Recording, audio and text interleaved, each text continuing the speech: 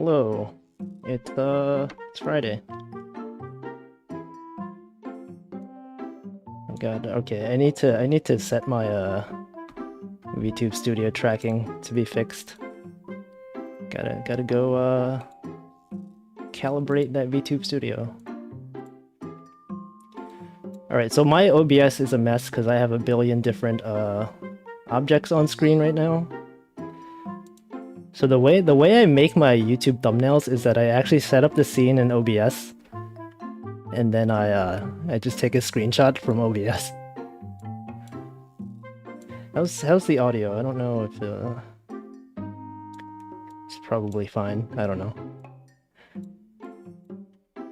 All right, so here's Elira Pendora from Nijisanji En. We're gonna be drawing her today because her birthday is tomorrow. And I don't think VTube Studio picked up my calibration because my mouth is not moving. All right, hold on 1 second.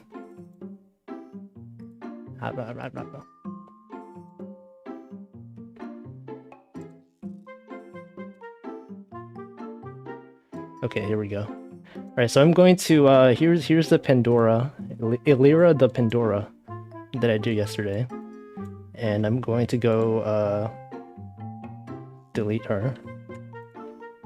She's gone. And then this easel.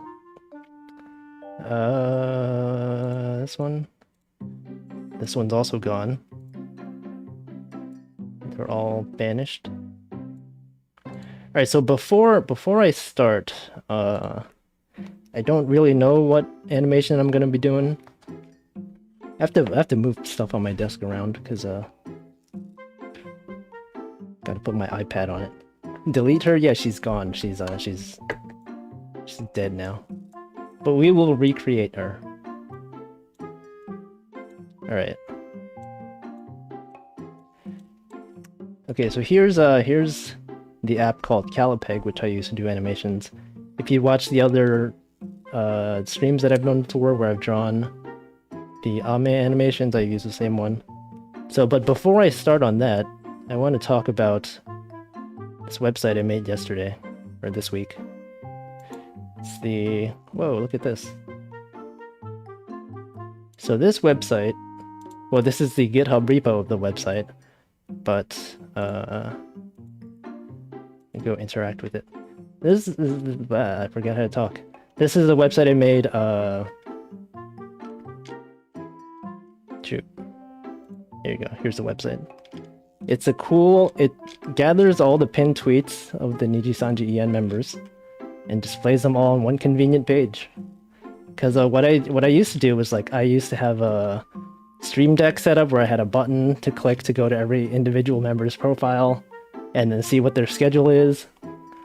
And then it got really annoying, especially because Wave 4 or Wave 3 debuted like this week, and I don't want to have to go to like 10 different users' profiles. And so I made this website. It's very convenient. And the way it works, basically, is I will go in depth on the... Man, I've forgotten how to talk. Hold on. I have to change my OBS settings. Here we go. So the GitHub source... Basically, I have this tool called...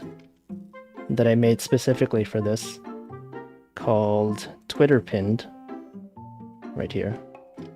And all this does is you give it the user IDs, and then it does a bunch of calls to the Twitter secret API that they use on the website. So like this. God. You make a client, and then you get all the tweets. And the logic is pretty simple. Here's some secret strings that you can use. You just browse the page source on twitter.com and you'll just get this string. And then it makes a request. There's their secret GraphQL API that they use. And you just reverse engineer these calls. So basically the way you would normally do it is you would use their API, but you have to deal with like rate limits and stuff like that. But you just call this API with the secret. It's like documented online somewhere. And then you get the timeline pin entry. And then you just return the pinned tweet. And then the cool part is that the how do I go back on this? Here, let me just go to my profile. This one is that I have a GitHub workflow that automatically updates the pinned tweets every 30 minutes. So here's the update tweets GitHub workflow. Every 30 minutes it will download that executable, run it, and output to tweets.json, and then commit it. So if you look in the repo, there's a bunch of commits by GitHub Actions that updates the tweets. So this one's not a good example. Let's go back. Like this one. Every 30 minutes it'll check, and then it'll generate a git diff, or a commit at least. And then it'll commit it to the repo so you can see exactly what changed. Which is pretty cool. And so every time you want to check the schedule, just use this website. This one right here. This is a public service announcement. And now I will delete this web view. Alright, so we're going to start doing some actual drawing now. Maybe. There's a few things I would like to talk about. Because a lot has happened this past week. There's a Niji EN Wave 3 debut. There's a Animal Crossing that just got announced today. And there's what else was there? There's I'm gonna be drawing Ame's new emotes that she revealed on her member stream. I need to recalibrate VTube Studio again, hold on. Like my model keeps looking down. Okay, that's because my iPad is on my desk. You have to keep looking down at it.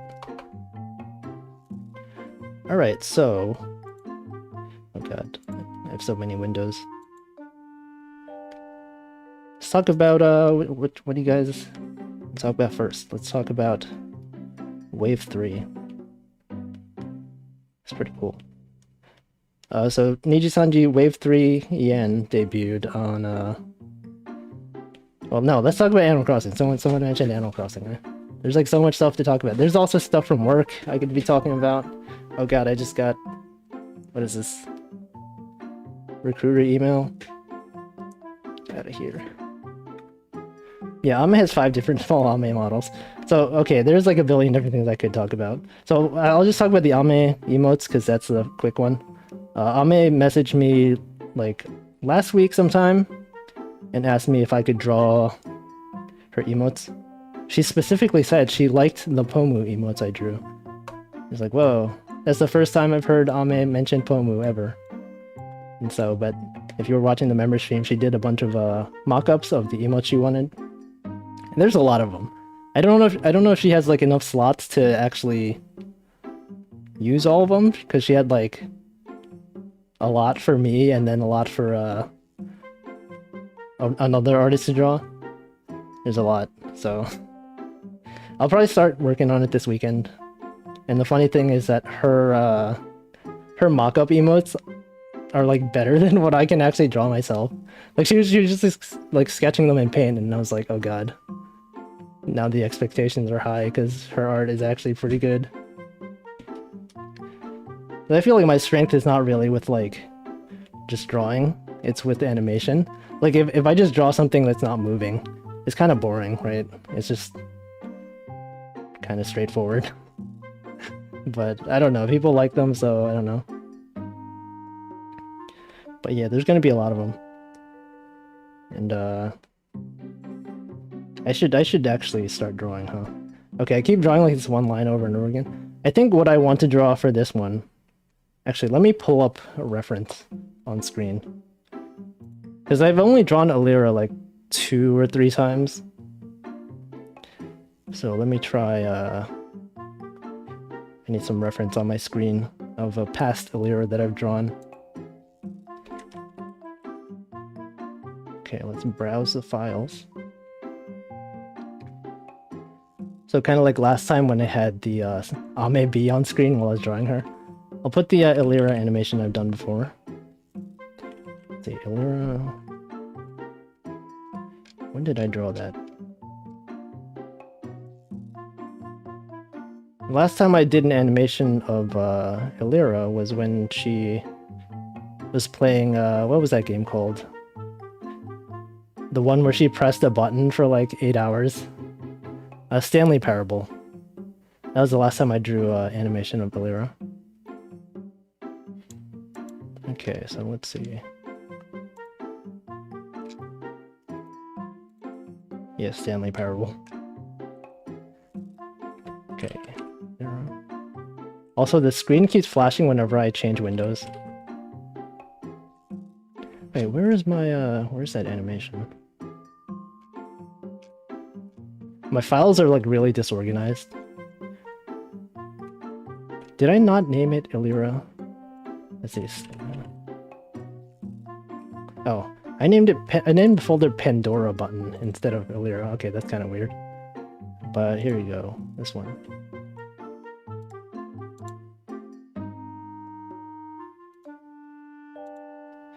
Oh god, she's huge. Hey, they did see it on stream. Elira was just busy pressing the button for multiple hours, and then Pomu was just like, hey, Wolfie just drew Elira. Oh god, okay, there she is. Also, yesterday on Elira's stream, she got an animation done by... I forget who it was. Safina, I think? Of her dancing, and she put that on stream. It was really cute. Alright, here we go. Now I have my reference. This is the nut button. Alright, so I think what I'm gonna draw is like... I don't really have an idea for what specifically I want to draw, but what I'll do is like... If you're familiar with the VTube Studio animation of the mascot with the wings. It's like this. Let me just draw a rough version, and like... This will not be the final one. But like her wings like this. Oh god, okay. And then she just goes like flapping. Like Flappy Bird, I guess. I don't know. No, Pickle, I don't know if I will ever draw Pickle. Yeah, it's like flying. Like, woo, look at this. Oh.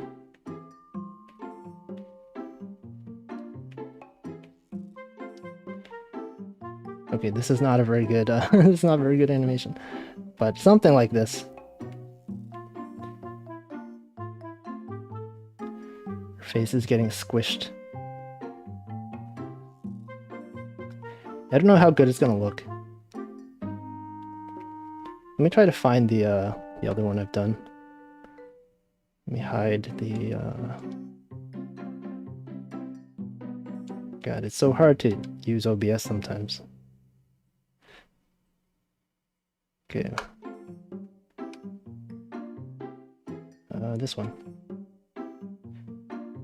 Alright, let me try to find the VTube Studio animation I'd done. That was a long time ago.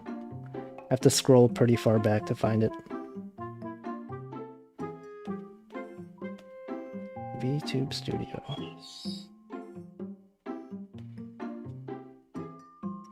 Wait, do I even have it on here?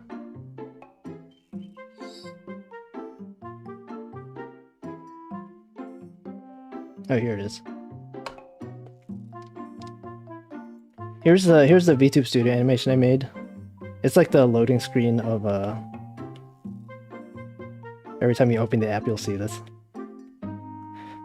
So imagine this, but the ribbon is Elira's hair.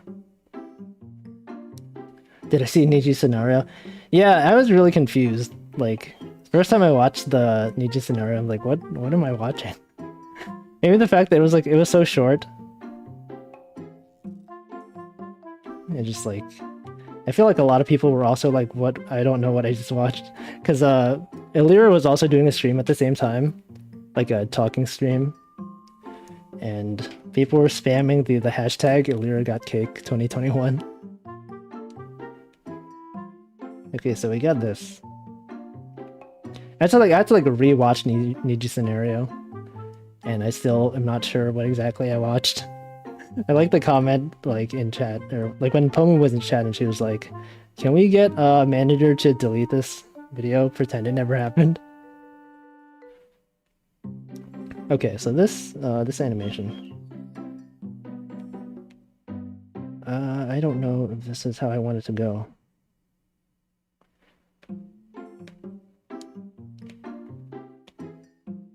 Well, it's probably fine. If not, I'll just do something else off stream. Also, the YouTube like premiere videos, the countdown, for whatever reason this time it seemed like the countdown was 1 minute instead of 2 minutes, but it was still super loud. Every time YouTube does a premiere, it's like deafening.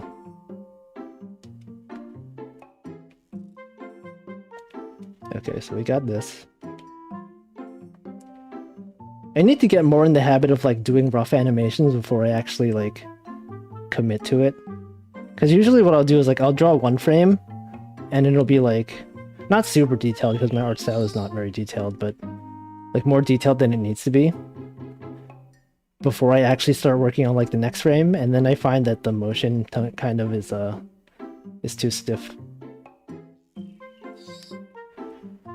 There's multiple countdowns to choose. Some are 1 minute, some are quietly. Oh. Yeah, I don't know. When I used to do it, yeah, I guess they changed the countdown, right? They used to have a different format, but this one looks different. But they still have the same music, I think. Alright, so we got this. I just wish there was like an option to like just not have it be so loud. They could probably like, you know, see the average whatchamacallit, volume of the video and then set the countdown to be something like that. Alright. I don't know if streaming this drawing is such a good idea, because I have no idea how I want this animation to go. Like with the Ame B animation, I was kind of like, okay, I'm just gonna have her eating popcorn. And this one, I'm just going into it blind. I'm just like, I don't know, man, I'm just gonna make something. And you're gonna watch me not draw very well for like 2.5 hours, so I'm sorry. I'm probably gonna have to end up like drawing the rest of it off stream. Because unlike that one, this one kind of has a deadline because her birthday is tomorrow. You're learning in the process. Are you though? Just watching this. Okay, well. Yeah, I don't know about this. I was gonna just stream Jump King originally and just like talk. But I figure why not just draw. Okay, so we got this. I should probably move it farther up. And then move this one a bit. Still more progress than if I stream Jump King. I will never beat that game. I've never seen a VTuber beat that game. I had the Rosemi Jump King stream on in the background when she was streaming it this week, and I think she has made it the farthest that I've seen of any VTuber I've watched play it. Oh, Callie's Jump King. I saw some screenshots of Callie's Jump King. Didn't she have like other members join in? Like I saw some screenshots of like Bae was there. There was like they're like drinking beer or something. I don't know. It looked wild. I didn't actually get to see it though. Oh yeah, Iris was there.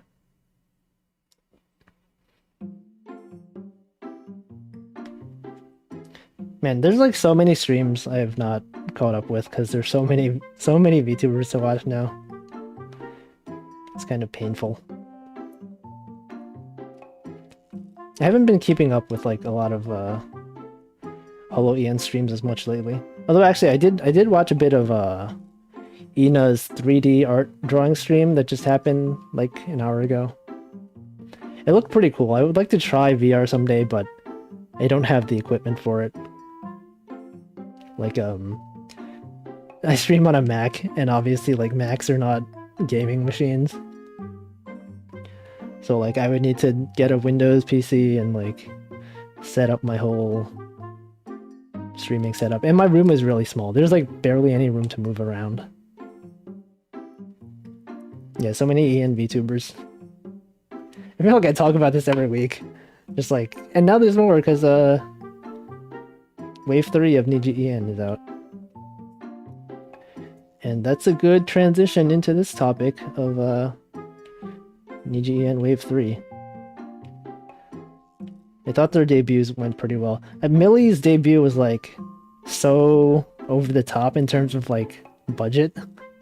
It's like she commissioned a whole music video and a whole animated intro and an entire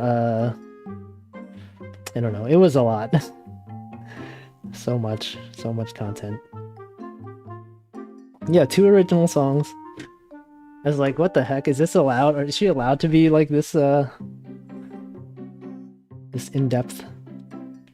I'm making no progress on this drawing. I don't know where I'm doing. I don't know where I'm doing. What does that mean? Yeah, it was pretty funny though. I think my favorite is probably Enna so far. Whatever reason, her style of humor is just really funny to me. She just says stuff. I can't talk. Let me drink water. Hold on.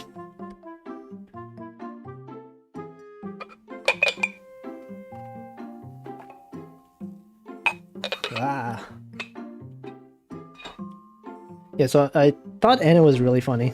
She'll just say things. Just like, did she really say that? And she did. Like, yesterday she was just like roasting people who were super chatting at her. Swiggity Swooty Bird. I don't know what that is. What is that? Yeah. But I'm looking forward to watching more. I don't know what is the Swiggity Swooty. Oh god.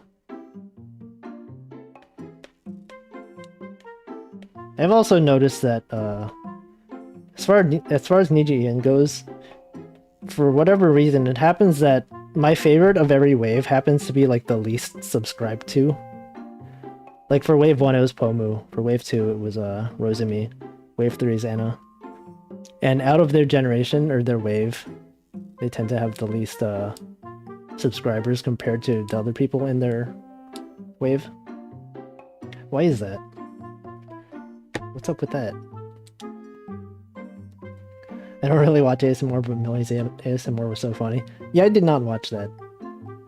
Maybe I could have if someone else wasn't streaming at the same time. Helicopter ASMR. Oh, that's a cursed. I usually like cursed ASMRs more than just regular ones. I don't know. I don't like ASMR in general. Also. Oh yeah, I forgot. I hid the name of the program. Here you go. It's right here. Right here. This one.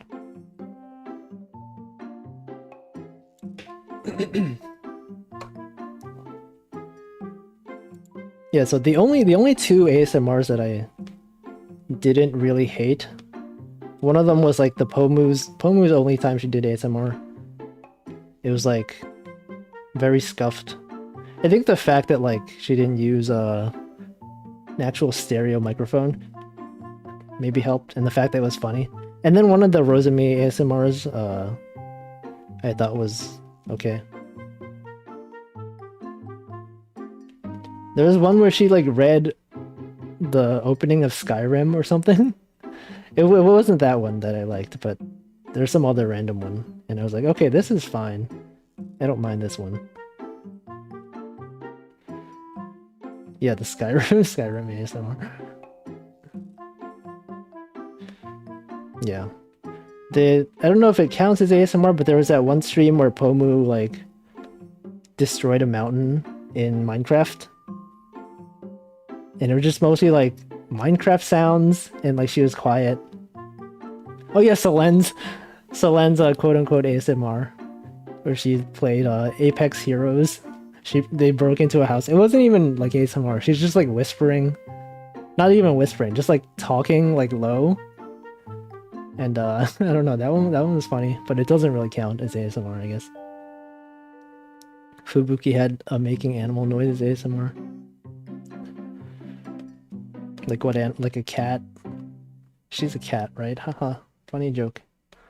Oh, Fox ASMR. Oh god. Okay, here. Let me. I'm drawing. All right. So Elira will be flapping the head wings. She did a whole zoo of animals. Oh.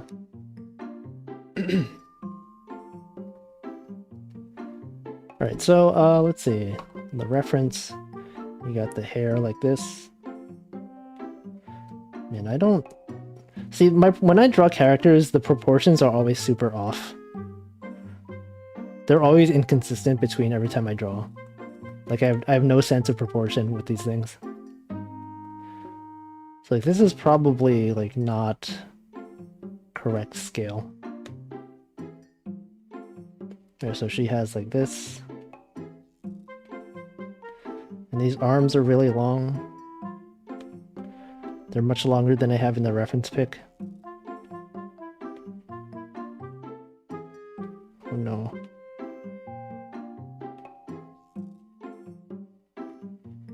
Yeah, I don't do consistency. It's not a thing that we do here. Oh, this is so bad. What the... Okay, let me undo the ears. Or the wings. Elira has like two sets of wings. One is like on her head, and the other one is like... The one...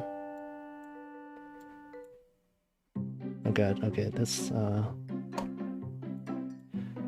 like she has these, which I don't know if they're like wings. And then she has these. The butt wings. Who knows? Has anyone ever seen her actually fly? Are those... Is that a tail or wings? I thought they were, thought they were wings. Well, I don't know. Maybe she could have 4 wings. You can have like as many wings as you want. Okay, so that's a tail then.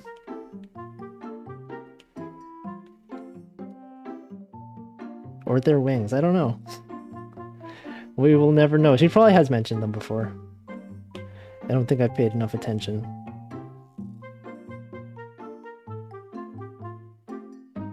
Alright, so we're redoing this part. Oh, this is so scuffed. It's so bad.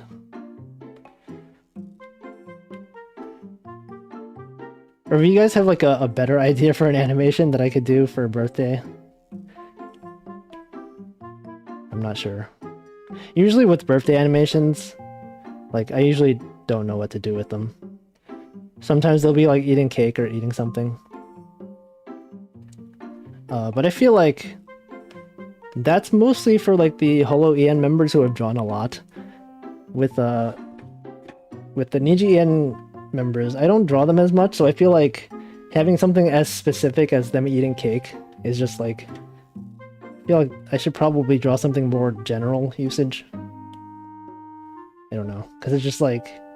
Here's one image of something that they've done on stream, and then here's something generic, like a cake eating. But I guess her birthday hashtag is Elira got cake, so I could draw cake. Blowing up balloons.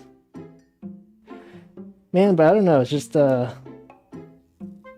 generic birthday animations are just... I'm not sure if I like doing them.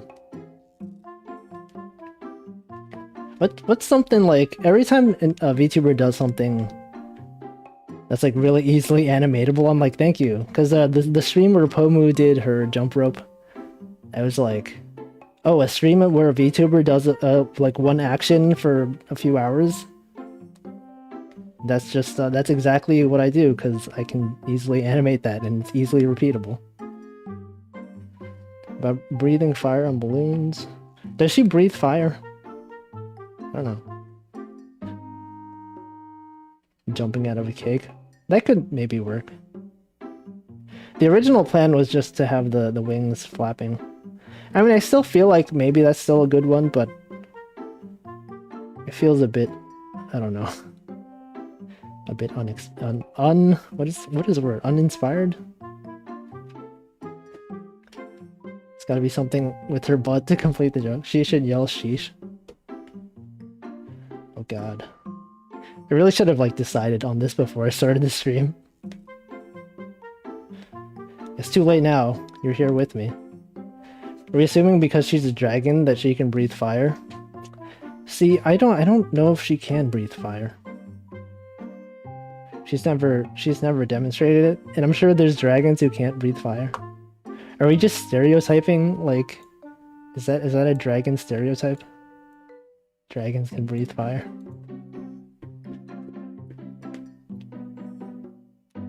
Oh god.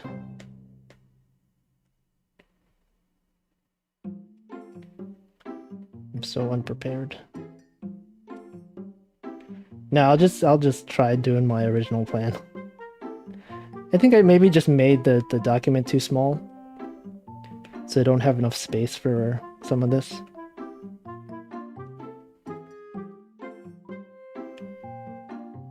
Oh god, okay. We got this. Also, people put like a weird, like, not weird, but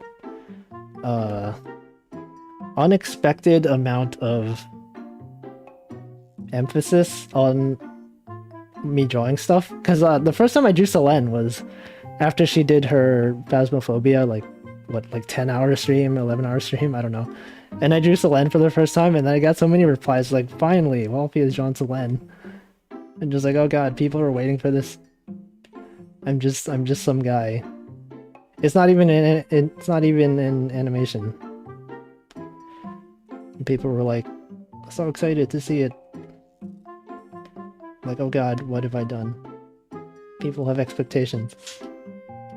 It was just her holding a candle. And there's 3 candles on the floor.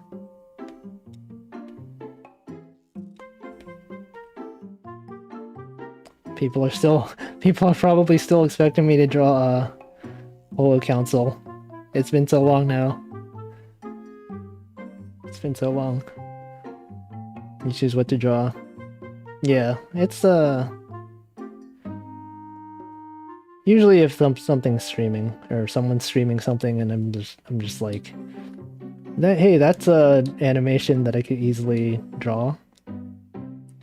Like the Pendora stream, the Elira stream where she was pressing the button for like 8 hours. That's the perfect like thing to animate because the whole stream is about this one repetitive action. The Pomu jump rope stream was like, you know, her just doing jump rope for like 2 hours. That's perfect thing to animate. And so things like that. Probably someone's like waiting for me to draw like some indie VTuber. Maybe at some point I will. I don't know. I feel like I don't watch enough indie VTubers to really know what to draw. I did watch yesterday the Aikatsu VTuber that I talk about sometimes, Tenbin Hinami. She was like doing a stream where she was decorating some checkies. If you guys watch Pomu's stream where she described what a checkie is, or the idol stuff, basically it's like a printed, sort of like a photo of the idol, but in this one, since she's a VTuber, it's just like a printed photo of her model, and she's decorating it with borders and stuff like that. She was doing that on stream. And then I commented in chat, like, you know, it was Japanese, so everyone there was Japanese. And they didn't really speak English that well, but she knew me from, like, when I used to draw Aikatsu, and when I had the Aikatsu fan website that I made. And it turned out she's actually a member of that website, and she was like really surprised. And every time it's like, oh, is that the real Wolfie?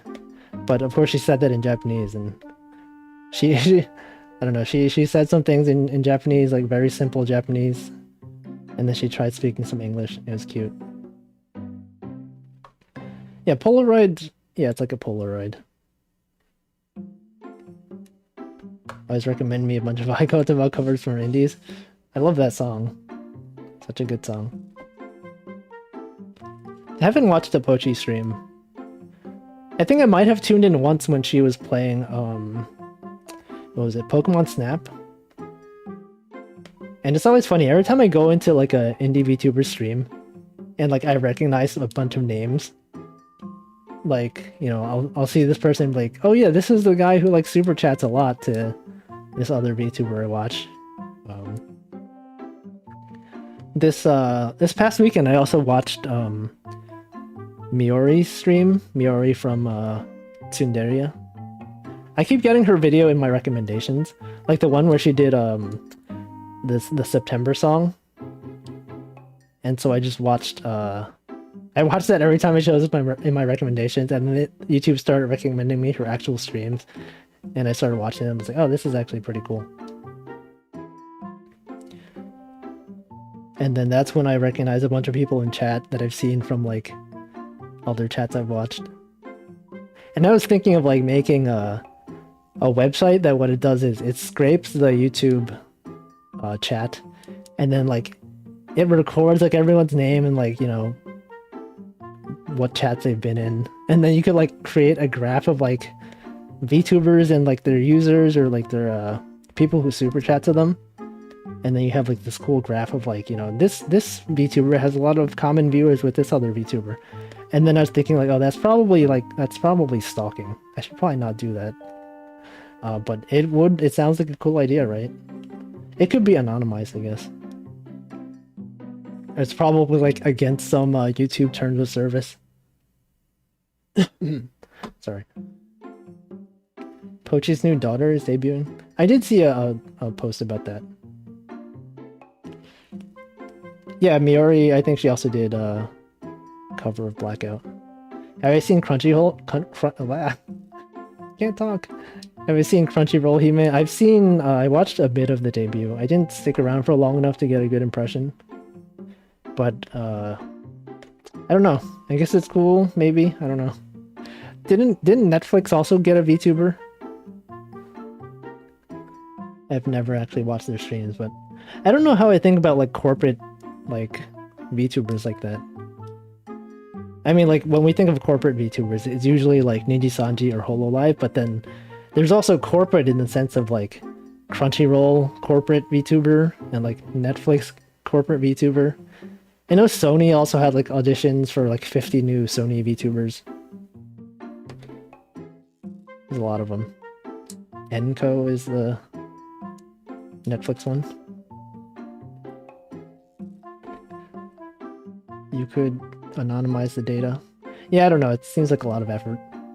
There's gonna be 50 Sony VTubers at some point. Oh yeah, so yeah, this VTubers who just do pre-recorded videos like Kizuna Eye rather than live streaming. Aikatsu had their own corporate VTuber who also did like pre-recorded videos. Her name was Nana, I think. She's based on the Aikatsu Navi character from the anime, but like flipped horizontally, and her hair color was changed from gray to pink. But she's gone. She's graduated.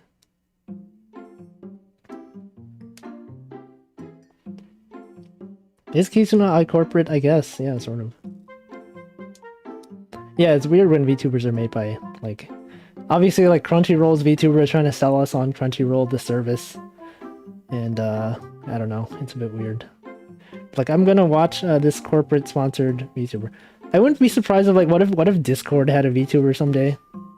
Like, Discord, the social media manager, is always in VTuber chats. Like, What if someday Discord had their own VTuber mascot? Would people watch that? I don't know.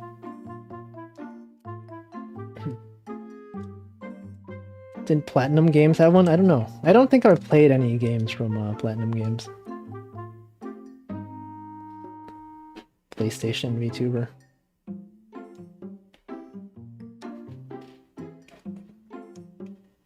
Yeah. I mean, I guess if you're a VTuber of like Sony, a lot of VTubers get in trouble for doing, you know, song covers of different songs. But since Sony owns the rights to so many songs, they could probably do more karaoke streams that could be monetized and not privated. I haven't seen a Kizuna Eye stream in a long time. Oh yeah, there was a School Days VTuber who had a really scuffed Live 2D model. There's a lot of VTubers. Someone is going to make an AI to generate and rig VTubers.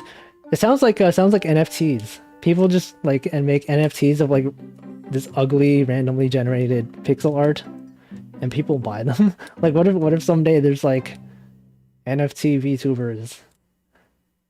VTubers on the blockchain, just like pyramid scheme or whatever the heck. There's probably some cryptocurrency shilling VTuber somewhere. Cursed. So cursed. Like the NFTs are basically like a Picrew, if you guys know what that is. Like the website where you just generate your own character. Except it's like randomized and not anime. It's like ugly pictures of 16 by 16 pixel art of a ugly looking ape. What's up with that? What's the deal with VTubers? NFTs. VTuber NFTs, oh god.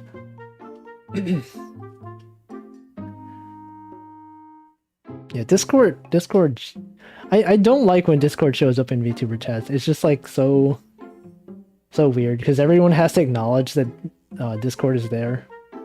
You know, Discord leaves a comment and suddenly everyone in chat is like, "Oh, hi Discord. Discord's here. Hey Discord. I love Discord. Hey Discord."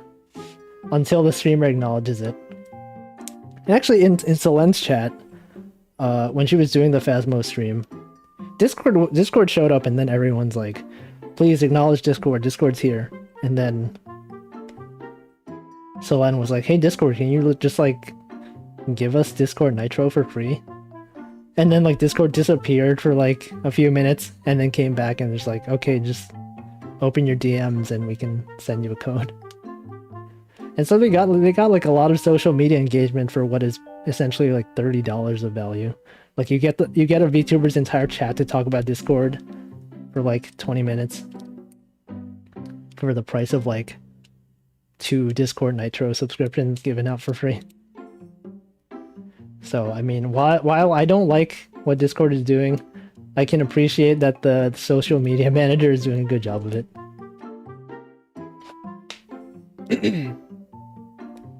Yeah, I noticed like for a lot of streamers, they'll have like very famous, like verified YouTube channels comment in their chat. And usually they don't really acknowledge it unless like they know them. How to be successful as like a social media manager is just like have like YouTube account for your brand. Go to a VTuber chat and start like chatting in there.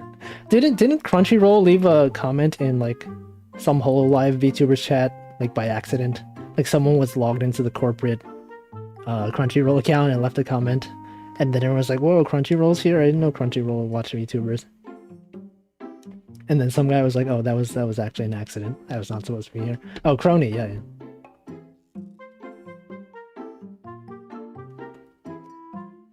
Yeah.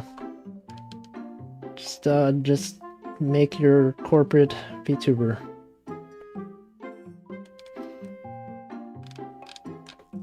Well, okay, I'm pretty far back in chat right now. That's why I use this account. They were apparently like actually legitimately logged into the wrong account. Like the person like commented on Reddit or something, like, oh yeah, I'm the guy who actually left a comment. This was actually an accident. But everyone was apparently okay with it. Burger King hired a marketing team to send TTS donations to random streamers. Oh yeah, didn't Coca-Cola do that? There's like Coke Gaming or something. There's like, they go to small streamers chats and like donate 50 gift subs. And they're just like, whoa, Coke Gaming? Coke, wasn't that a meme at some point? Coke Gaming was a meme. But yeah, I'm really polishing these 2 frames. Oh god, no. I've done, it's been like 45 minutes and I've done nothing. I've done nothing. I don't even like this frame. What the heck am I doing? Let me just throw all of this away. Here, I'll start with this frame. I like this one. That kind of stuff is scummy. Yeah, it's like you go to some small streamer, you pay them money, you record the reaction, and then you make like a whole marketing campaign about like, oh yeah, look at us, we're generous, we donate $100 to a streamer, look at what they did. There's a funny video from if you guys know Gus Johnson, who does a lot of like comedy sketches on YouTube. He had like a video where he was like, hey, I'm gonna donate large undisclosed amounts of money to random streamers, but I'm not going to record their reaction. I'm not going to tell you their names. I'm just going to record me donating money to them. And it's all for good fun. And it's like, he did it and it's pretty funny. It's just like, okay, this streamer seems pretty cool. I'm going to give them undisclosed amount of money. Okay, their reaction seems to be pretty good. That's pretty successful in my books. And then he like donates money to another streamer and he's like, okay, they seem to have not seen my donation. That's fine. I'm not doing this for the views. No, it's Gus Johnson. That's why you want zero access to public facing account at my company. Yeah, people do weird things on corporate accounts by accident sometimes. Sometimes people will like post some random thing on Twitter, but sometimes you can't tell if it's intentional or not, because like brands these days, that sounds so weird for me to say, brands these days, oh, back in my day, brands were just advertising on TV. But they're too like into Zoomer culture nowadays. They know all the cool memes. They're too powerful. You see the Elon Musk what is it? Genshin Impact had like a marketing campaign on Twitter where they were like trying to promote Elon Musk for some reason. And they were like, oh look, the Genshin Impact official Twitter has like 2 million followers. If we can get this random unrelated Genshin account to, 1 million followers, we'll follow Elon Musk. And if we get to 2 million followers, we'll invite Elon Musk to the, I don't know, corporate office, and we'll get him to play Genshin. And all the Genshin players are just like, what is this? It's like, it's not even, how does this help us? This is just you guys inviting Elon Musk to play your game. Yeah, I don't like, they actually like deleted that tweet because everyone just really hated it.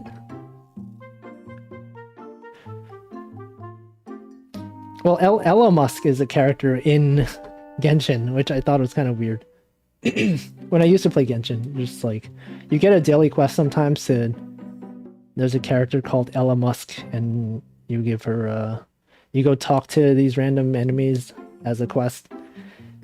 And, but the tweet was about Elon Musk. They're like, we're gonna invite the real Elon Musk. Yeah, Genshin's PR team, like, is doing awfully. They just, like, have not been doing well at all. Because they had the whole incident where, like, they weren't giving enough rewards for their 1-year anniversary. And, people got upset and started review bombing other games.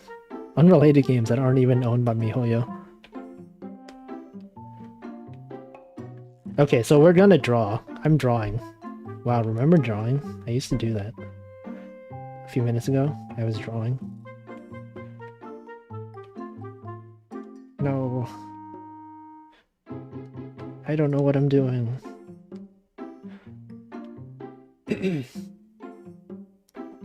I would like to forget Elon Musk.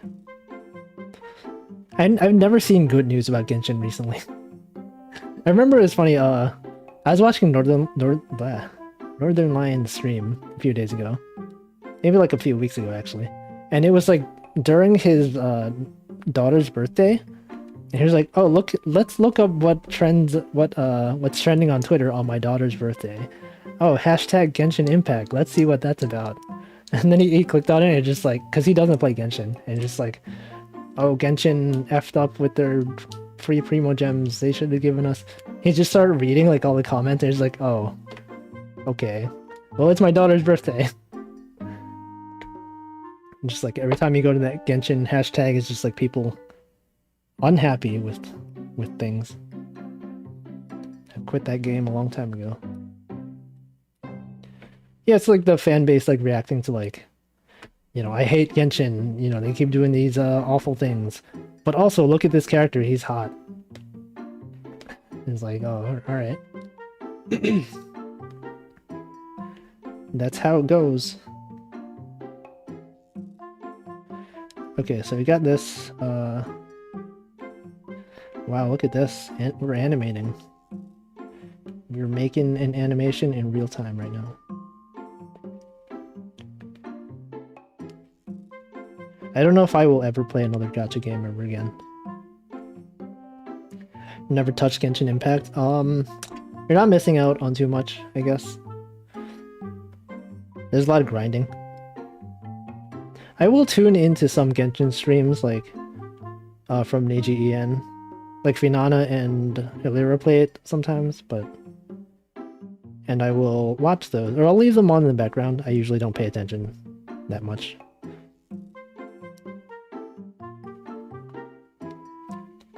But I'm not into, like, story a lot. Like, when I played Genshin, I would just skip all the stories. It's just like, I just want to explore. You keep making me do these quests and, like, watching these cutscenes. I just want to, like, you know, attack enemies and whatever. And I feel like I'm in the minority here because when I watch the Genshin streams, it's always them talking about, you know, oh, I love this character, or have you seen the story for whatever? I'm just like, no, I don't play the game. I don't even pay attention to the story. You watch the gacha rolls. Yeah, people just I don't know, that was a popular thing on Twitch at some point, right? When Genshin first came out, people were just like, I'm gonna watch streamers spend hundreds of dollars rolling for characters in Genshin. And they make a lot of money doing that.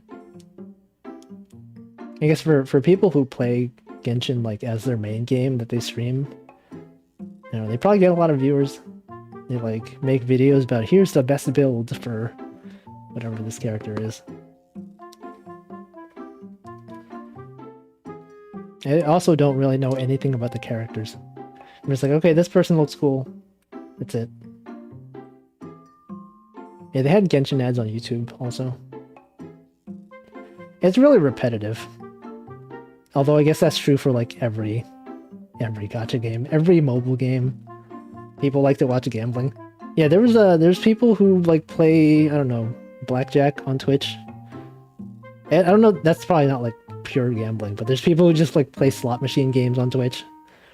And people watch streamers throw away their real money. But I've never really understood the appeal. I've never been to a casino in real life either, and I have no desire to do so. Like when people talk about, oh, I want to go to Las Vegas for a weekend, I'm just like, what is there to do? Just gamble and drink and party? I don't know, I'm not into any of that. Genshin's like Warframe. I haven't heard that comparison. I tried Warframe for a bit when it came out on Switch, but people were saying that game has a lot of grinding, and I'm just like, I don't know if I want to play this. So far, every game you've seen directly advertised via YouTube has been a waste of time and energy.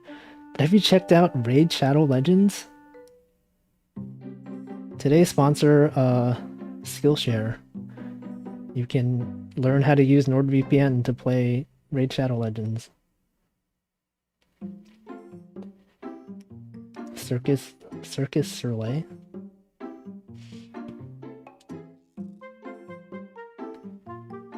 Yeah, I don't know gambling. Gambling is not a thing I enjoy. Raycons, yeah. Raycon these nuts. Haha. Got him.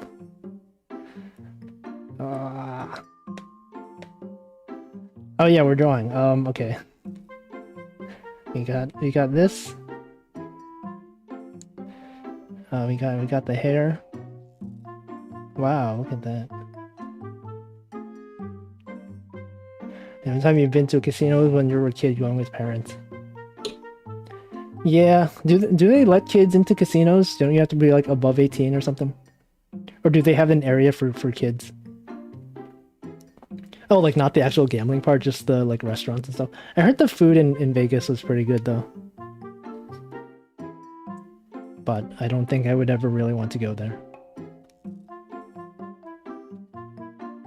There was so my company like that I work for, sometimes they have like events in different places. One of them was like Vegas, and so some people like were able to go to Vegas on a business trip, and they're just like, I don't know if I want to do that.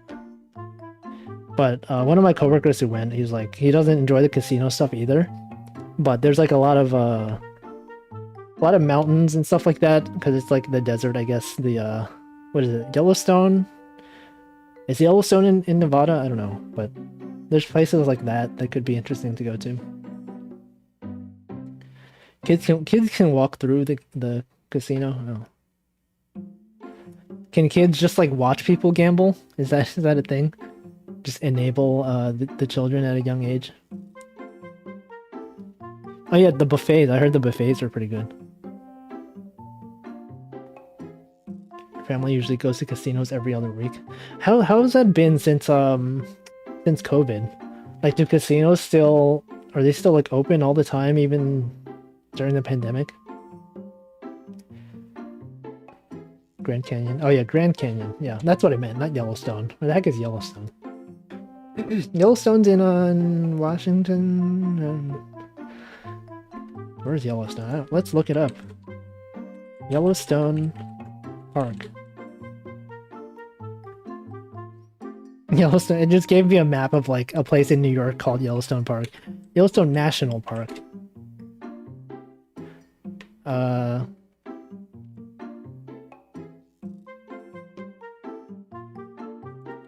Where? Yellowstone National Park, where is it? Wyoming, Montana, and Idaho. Okay, I don't know where those are at all. Grand Canyon is just an inverted Yellowstone. Yeah, I used to every winter I used to watch there's a PBS documentary for nature called Christmas in Yellowstone, and I would watch that every Christmas. Sometimes do a watch along with one of my friends, and it's basically like just like winter in Yellowstone with animals. You'll have like, you know, here's a bear, here's what it do, here was I don't know how to talk. Here's how it hibernates in the winter. Here's some penguins swimming. It is really cool. What if one day a VTuber does a watch along with it? Actually, I don't know if it's available anymore. It used to be available for free on the PBS website, but I don't think it's available anymore. At least not in the US. Wait, there's a pinball museum in Vegas? Wow, that's pretty cool. Pinball, just like the gacha game. Whose name I've already forgotten. World Flipper. Alright, let me drink some more water, hold on. I've made like no progress on this drawing. I'm so sorry.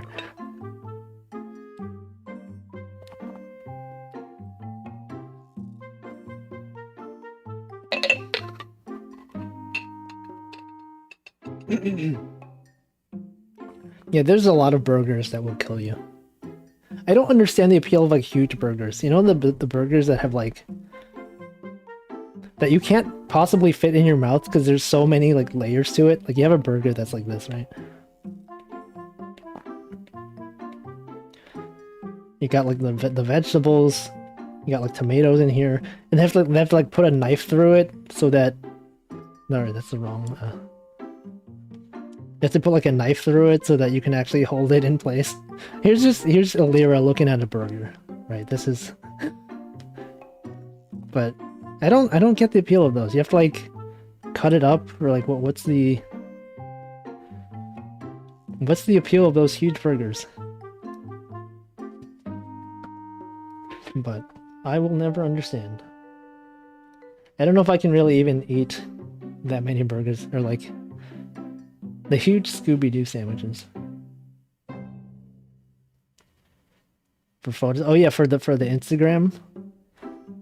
I'm sure there's a lot of people who just like buy stuff like that so they can show it to their friends. Like, oh, check out this huge burger I got. Wait, okay, so these her arm is too long here. There, it has to be a bit shorter.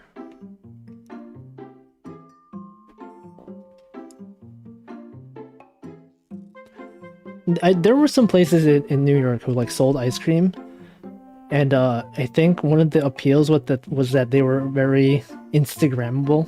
Like I remember looking up the name of the ice cream place. It was like some taiyaki thing with ice cream in it, and it was like described as like the #1 most Instagrammable food places, which I thought was a funny description. So every time I would go in there, I'd see like people holding up their taiyaki and like taking a picture of it. And my friends wanted to go there, and we did. I didn't actually get anything though, because I'm not into sweets usually. Elira dislocated her shoulder.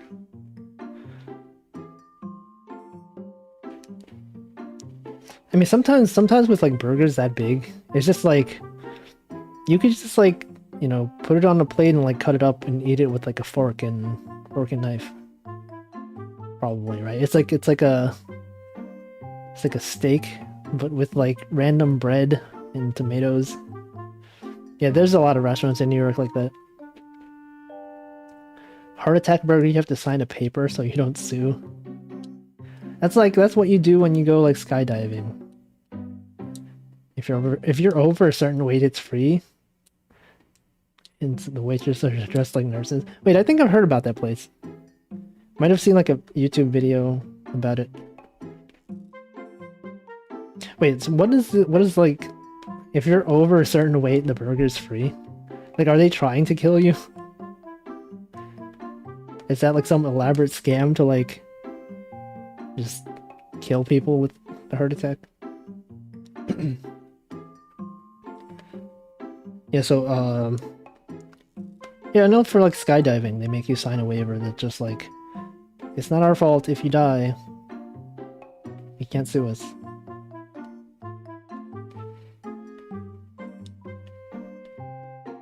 Aren't there also like burgers where like if you can eat it, you get it for free? There's like food eating challenges like that, right?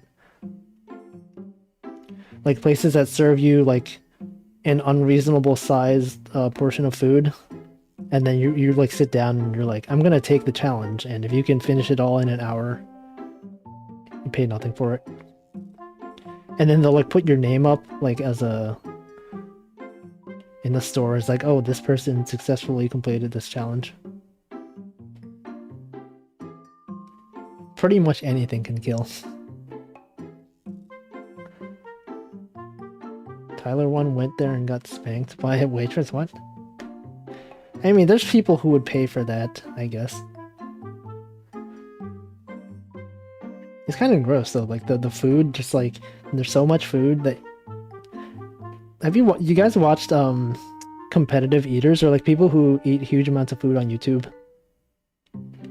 There's people who do that, and it's just like, I guess for the ones who do food eating competitions, like racing to eat something faster than other people. They have like weird techniques for it where they'll like when they eat like hot dogs, for example, the Nathan's hot dog eating contest. They'll like stuff the hot dog bun in like water and then just like shove it down their throats. Like it's just like that's gross. But then I don't know how to pronounce it, mukbang channels where they can eat it at their own pace, so it's like not gross. I mean, it's still gross, but like not as gross as them dipping bread in water to make it go down faster.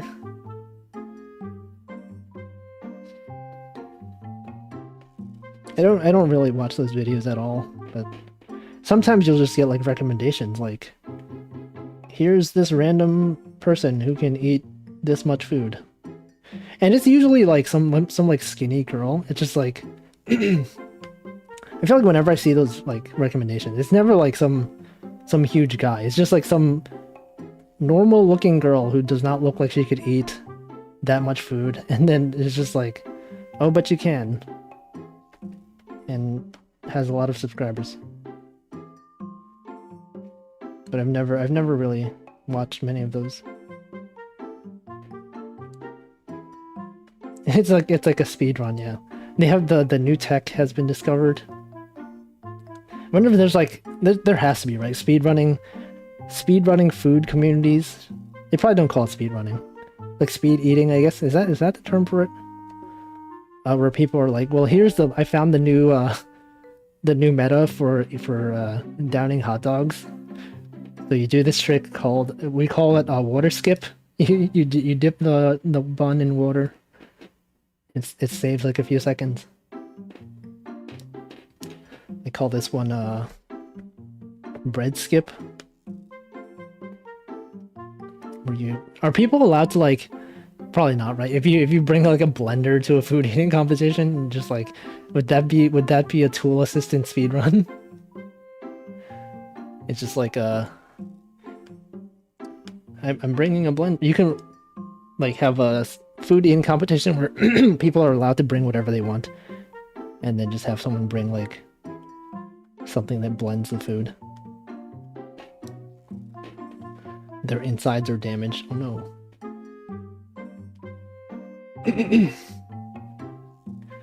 Yeah, but they're just built different.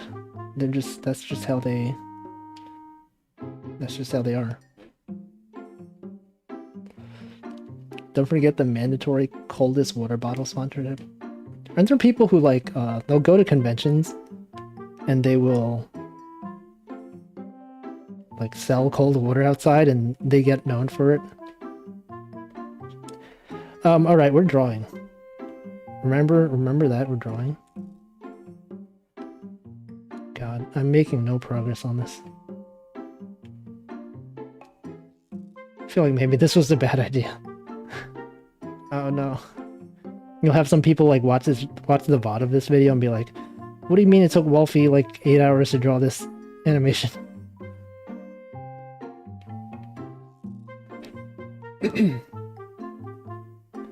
This is the part where you clip through the food. Yeah, the ice cold water guy at the convention, Otakon.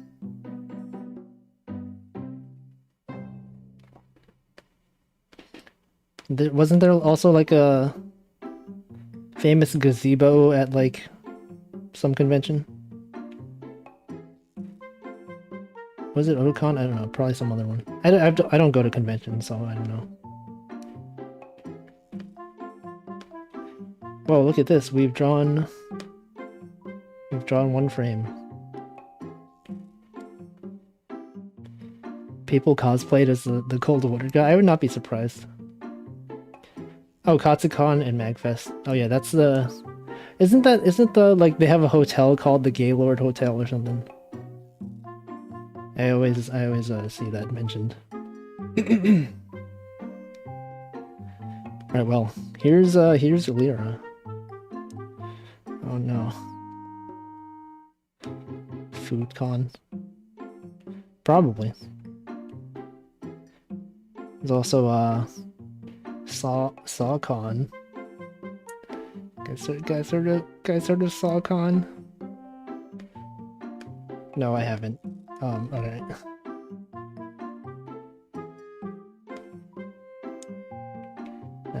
We got a straw leg.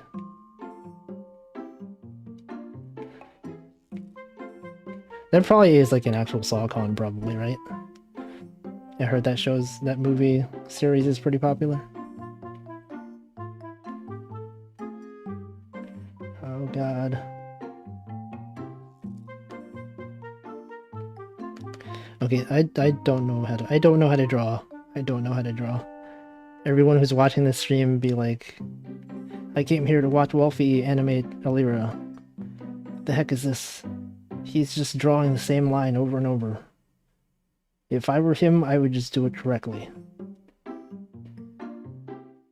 Oh no. Why is his leg so small? Why can't I do this?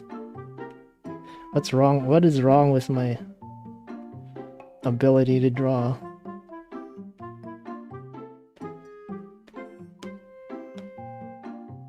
Why is she slanted?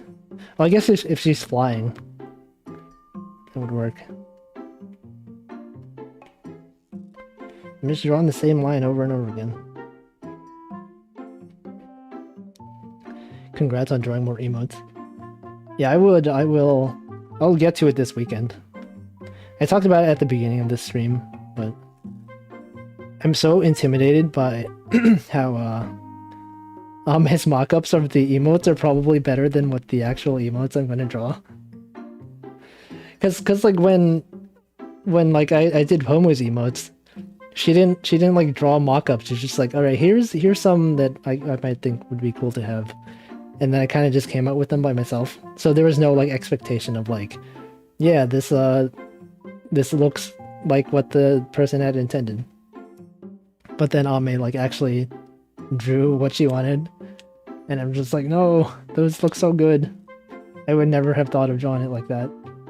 I don't know necessarily how good they're gonna look at small sizes, which is the issue with YouTube. Is that emotes are just like 24 by 24, which is tiny. So like sometimes it'll look good like zoomed in, but then when it's zoomed out, it's just like you can't distinguish it. That's the problem I have with like a lot of emotes that I see. It's just like it's hard to tell what emotion it is, like when it's this small. So now when I actually draw it, it's gonna be either like, you know, Wolfie just went the easy way and just like basically just traced over Ame's art, or like, you know, it'll be something like, you know, it looks too similar, or like it'll look, you know, either too similar or too different. Isn't it 48 by 48? No, it's 24 by 24. On large density DPI whatever devices, it's 48 by 48. You could upload an image up to like 480 by 480 and it'll accept it, but it'll downsize it to 24 by 24. YouTube Gaming had a big update for streaming. Is YouTube Gaming still a thing? I know the only difference for me is like, you know the pop-out chat? Like if you go on YouTube and you like click pop-out chat, if you change the URL to like instead of youtube.com/whatever, if you put like gaming.youtube.com, by default it's dark mode. Because I guess dark mode is a gamer thing. Like in OBS, for example, if you just open a web view and you're not like logged into your account or anything, by default it's light mode. And then if you just change the URL to include gaming.youtube.com instead, like the same rest of the URL, it'll be in dark mode. YouTube Gaming is long dead. RIP. Or I mean, I guess F, because it's a game, you know, gamers. You know the gaming meme, F, the letter F by itself, which is a meme now. Okay, so we got this Elira. Here's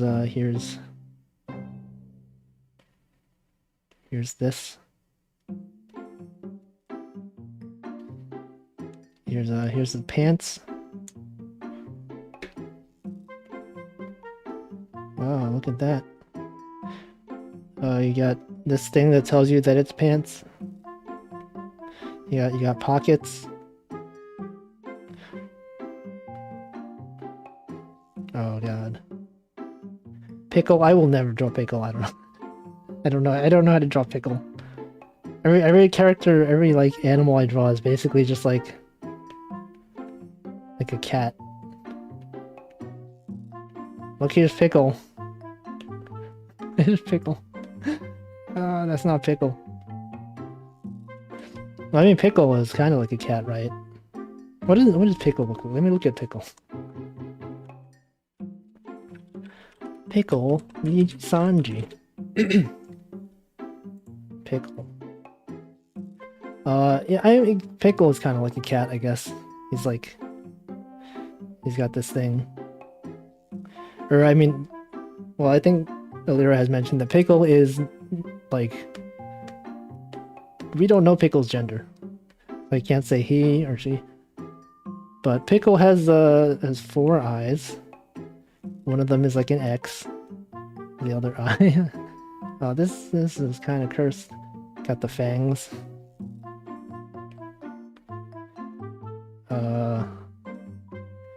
I don't know. Here's Pickle. I don't know. Blob.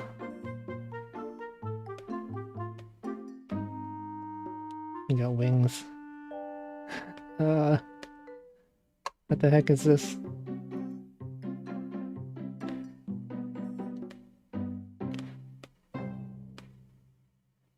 Here's Elira with a blob Pickle.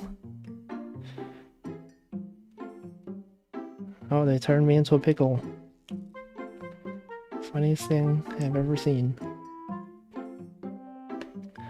Well, maybe I kind of like this actually.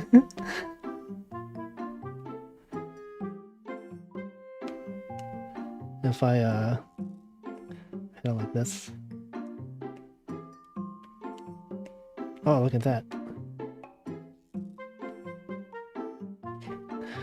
Wow. What is Kino anyway? I see people mention like they say Kino, like that stream was Kino. What is that?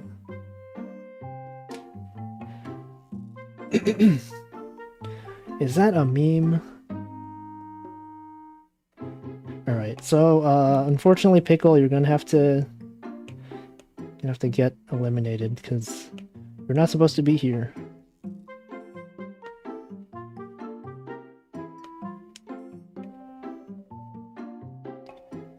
Okay, so we got this.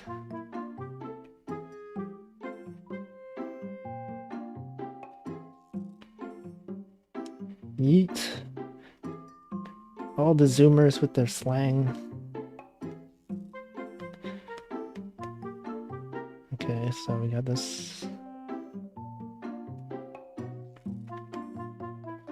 Right, well, okay, here's one frame, I guess. I don't know. We spent, what is it? An hour and 20 minutes to draw that. Man, that's, we're making some good progress.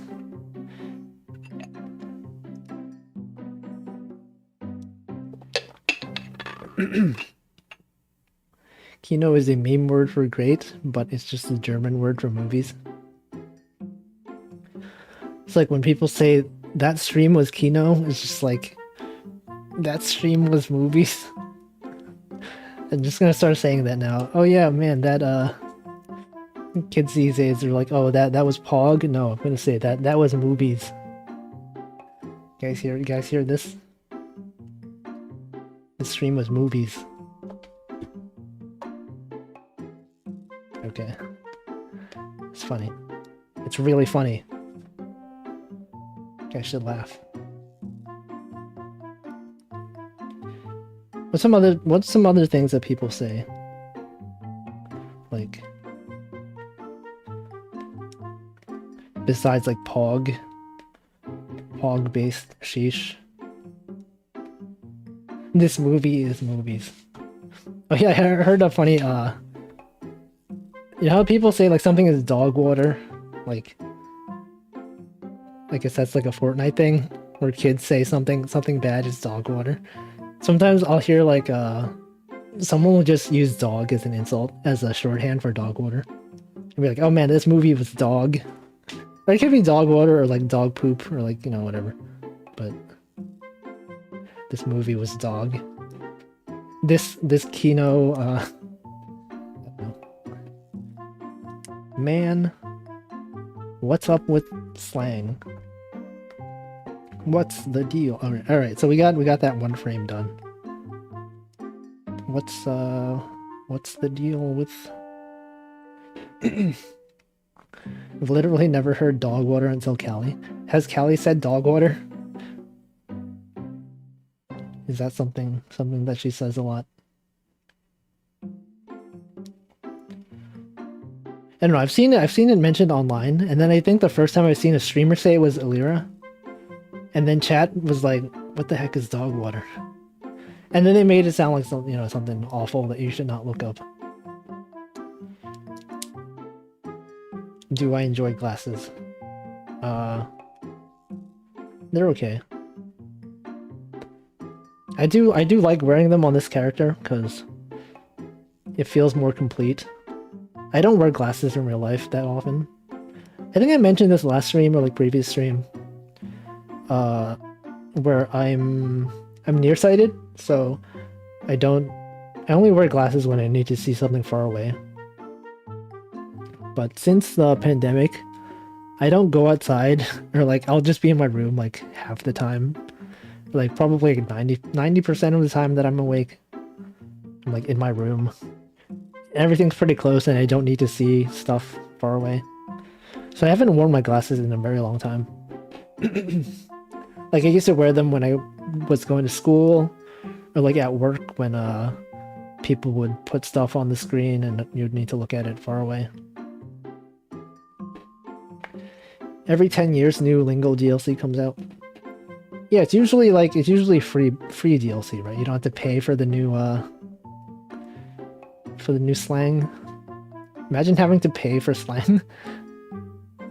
Or like you get an NFT of a new slang word, and you're like, I'm allowed to use this word because I own the NFT. Here's the cryptographic evidence that I'm the purchaser.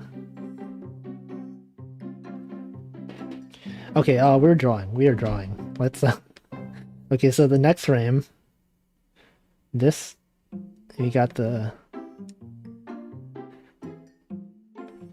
whoa. Okay, let's draw a smear frame. Look, it goes like this.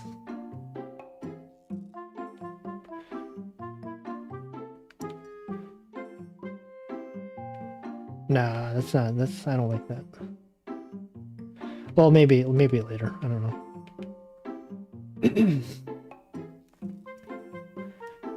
Glasses are good, but annoying. Yeah. I do like being able to see. My coworker mentioned he got laser eye surgery. I'm gonna put the glasses back on because it looks weird without it now. I've been so used to this character wearing glasses. Alright, so this character. I like how I refer to my live 2D model as my character. I guess like a lot of VTubers like, yeah, I am my live 2D model. Whereas I'm like, no, I'm just a real person who happens to use a live 2D model. Alright, so yeah, this is not me in real life.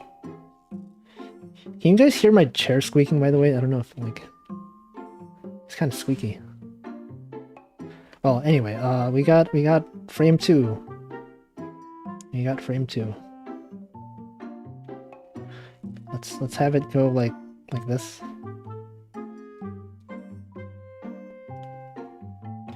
It kind of looks like dog ears. Like when it's like this, when it's down. Elira Pendora. No, okay. You can't tell if that was my channel or something moving stuff down the hall. It's not that loud. I've had this chair since I was little. I was like I don't tend to get new stuff. It's like so broken, but I still use it because it works. The stuffing is like falling out. All right, so you got this. Here's Now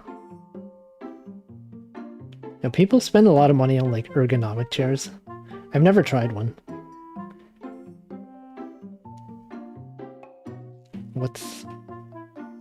What are you animating today? What's Elira up to? She is flying.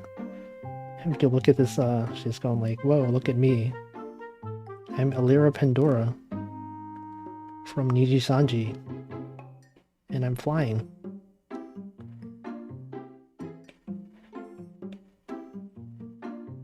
Yeah, I don't know. I've only had like a regular chair. I mean, what even is a regular chair nowadays? Can I tell you how broken my chairs are? So the chair that I use for work. Let me draw. Like I have a desk specifically for work stuff. So I have my laptop set up. Sorry. I have like one of those things that elevates your laptop, so it's like this. This is not a good diagram. I don't know how to draw things. Oh god. All right.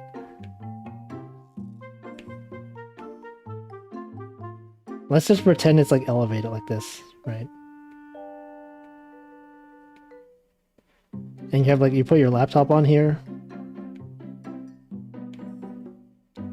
Something like this. Right, so you got that. You got a table. And then here's my chair. Oh no. Okay. So you know how like, it's like a school chair. Kind of, not really a school chair. It's kind of like a, it's like this. Just like a regular chair. But this part is broken. It actually comes off very easily.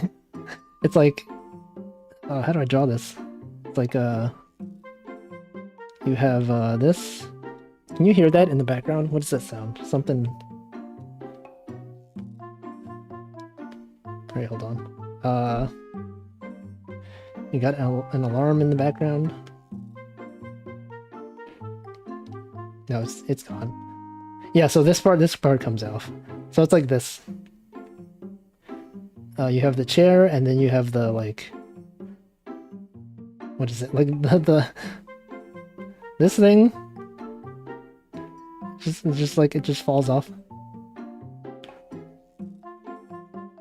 And so like I have to like sit on. I have to sit on it. I mean, of course you have to sit on the chair, but anyway, yeah, I don't buy new things. Even though I can afford a new chair, I'm just like, man, but I have to pay for it. I have to like get it shipped. Pretty sure it's just like some chair that my dad stole from like from a school. He didn't steal from a school. Like, you know how sometimes for schools they'll have like stuff they throw out in front of the school, like the trash where they put all the garbage. Sometimes they'll put like desks. They'll put desks over there. And they'll put like old school supplies. My dad would just like take them because it's free. It's free real estate. I'm not poor, by the way. I just that's just how my family is. Well, all right. So we got this dad theft. Look, it's fun. The statute of limitations has expired. I don't think it's theft. You just leave it outside. People just take it. It's kind of like the whole like idea that people, you know how bakeries and stuff like that, they can't like give food to, no, when they throw out food, apparently you're not allowed to just like give it to homeless people because, you know, they could get sick and they'll get in trouble for something like that. It's like that, right? If you throw away, people just throw away trash instead of giving it away. I don't know where I'm going with this. That's just a thing that I see mentioned sometimes. Yeah. Man, how am I gonna animate this?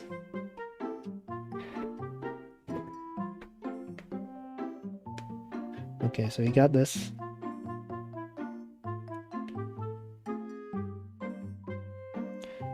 And this doesn't look so bad, except the fact that her eye is like moving over. Okay.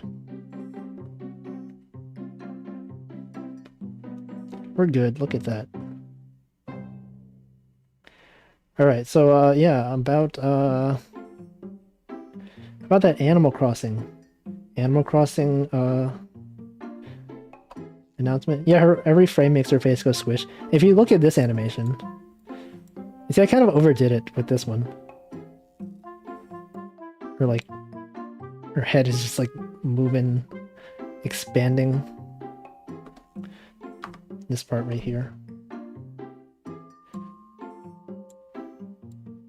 This. Whoa, look, I'm touching Elira's face. What the? I can't do that. It's gonna be a scandal. Can't have that. Okay. That didn't happen. Yeah, that's the nut button. Oh no. Alright. What was I talking about? Animal Crossing. Yeah, they announced the new Animal Crossing DLC today. And I was like, I don't know how I feel about it. Like, people are really excited. And they are adding a lot of stuff. But like, I played Happy Home Designer on the 3DS when it came out. And it was fun for like a week or two. And then I just got tired of it. I don't know, I just got bored and I gave up. I feel like a lot of people probably haven't played Happy Home Designer. Like, it was not a very popular game, I think. Most people probably have never played it. But I have, and I know what it's like. And this is basically it. But I will probably still get it. It seems like a fun game to stream. I was kind of hoping that they would add, you know how in Animal Crossing New Leaf, they had the Club Tortimer Island, where you could go play mini games with your friends or random people? That was like one of my favorite parts of that game, and I was hoping they would add it back to this one, but they did not. They did show Cap'n, and I was like, oh shoot, they're gonna add the new island where you can play mini games, and then they're just like, nope, it's just some random island with wilderness and vines and stuff like that. So I was kind of disappointed, but I'm sure it's going to get a lot of people to play the game again. I assume a lot of people bought the amiibo cards without buying the games. I mean, don't people like scalp amiibo cards? They'll just like buy amiibo cards and like, here's the expensive one. I'm gonna sell it for a lot of money. But yeah, it seems like they focus like a lot on just the single player aspect of Animal Crossing. Like with this game especially, like it's all about island customization and you know, you get to design your own island, and I feel like that was not my favorite part of the games when I used to play them. Like the villager dialogue in this game seems like not as good as it used to be in like New Leaf. It feels like they always talk about the same things over and over again, which kind of like reduces the replayability. But then again, like I've already played New Horizons for like what 500 hours at this point, which is probably more than I've played the other games, but I think it's just a matter of like the pandemic happened and people literally had nothing else to do. Yeah, the Hello Kitty Animal Crossing cards are super scalped. Why is it called scalping anyway? What's the deal with scalping? What's the deal with scalping? I feel like Animal Crossing was never primarily about multiplayer. Yeah, but like, I don't know. It was more about animal or multiplayer in New Leaf. Because I don't know if I told this on stream, but like when I used to play New Leaf, the feature where you can go to Club Tortimer and play with like random people online, that was like one of my favorite parts about the game. Because what I did was I met like a lot of cool people from that. Like you could play random minigames with people from like even outside your country. So like there were a lot of like random Japanese players that I met, and like we would chat with like our limited knowledge of English and Japanese. And then since what is it called? What is that app? Swapnote. Swapnote was a thing on the 3DS, and we would like, you know, I would meet random Japanese Animal Crossing players on Club Tortimer, and we would like send swap notes back and forth. And like I would visit their town sometimes, and they would visit my town. And I like, you know, met a lot of cool people. And then they killed Swapnote, and I had no way of talking to those people ever again. So that was bad. But I mean, Club Tortimer was really fun. Scalping was oh, it's just like taking the scalps from real people. Okay, and they sell them. But I mean, the thing about that is that you can't buy scalps normally, right? The only way to buy them is to have someone kill. Well, I don't know.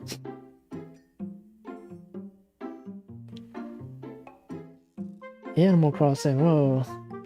People would buy a ton of railroad tickets to sell for profit. Oh, so people collecting tickets was compared to people collecting actual human scalps. Okay. Now I know the things you learn on stream. Wow.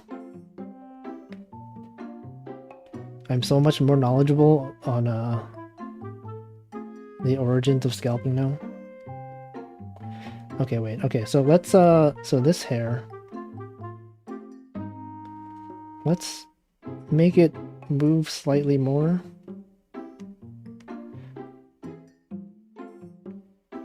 So, because if she's flying, it should be more in motion. And then this part also moves a bit.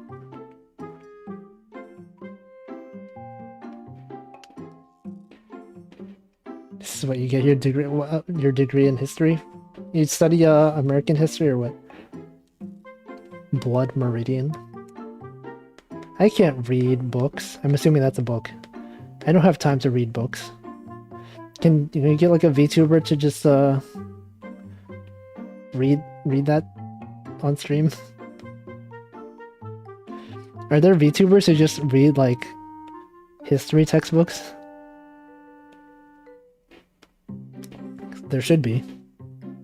I don't know if that's a history textbook or like nonfiction or what.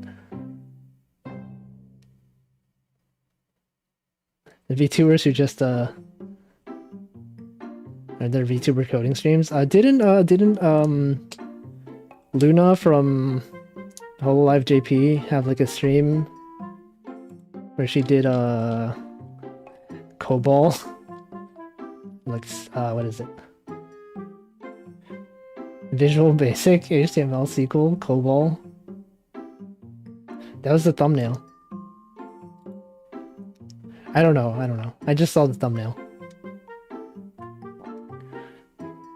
There are streamers who do coding, so like people who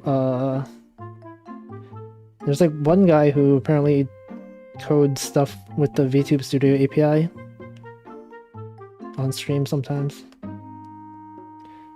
And I'm sure there have been others lately. She actually played Garage Builder or Game Builder Garage. Oh, wait, is that what the stream was? Or is this a clip? That might be a clip. I don't know. I think that was a thumbnail from a clip. Never mind. Luto from Prison Project. Yeah, I heard she did some security thing. I don't know how like advanced it was though. There should be more coding VTubers, is what I believe. Because people who know how to code, they make way too much money. And they can afford super chats. And that's what you want your audience to be. You should pander to the people who make large amounts of money from from coding. Actually, I don't know. I don't know if programmers in Japan get paid as much or that much, because but in the US they get paid a lot. All right, so we got this. Oh no! Oh god! What am I? What? She's in the dark. Why can't I undo it? Oh, we're broken. It's broken. Nope, we're good.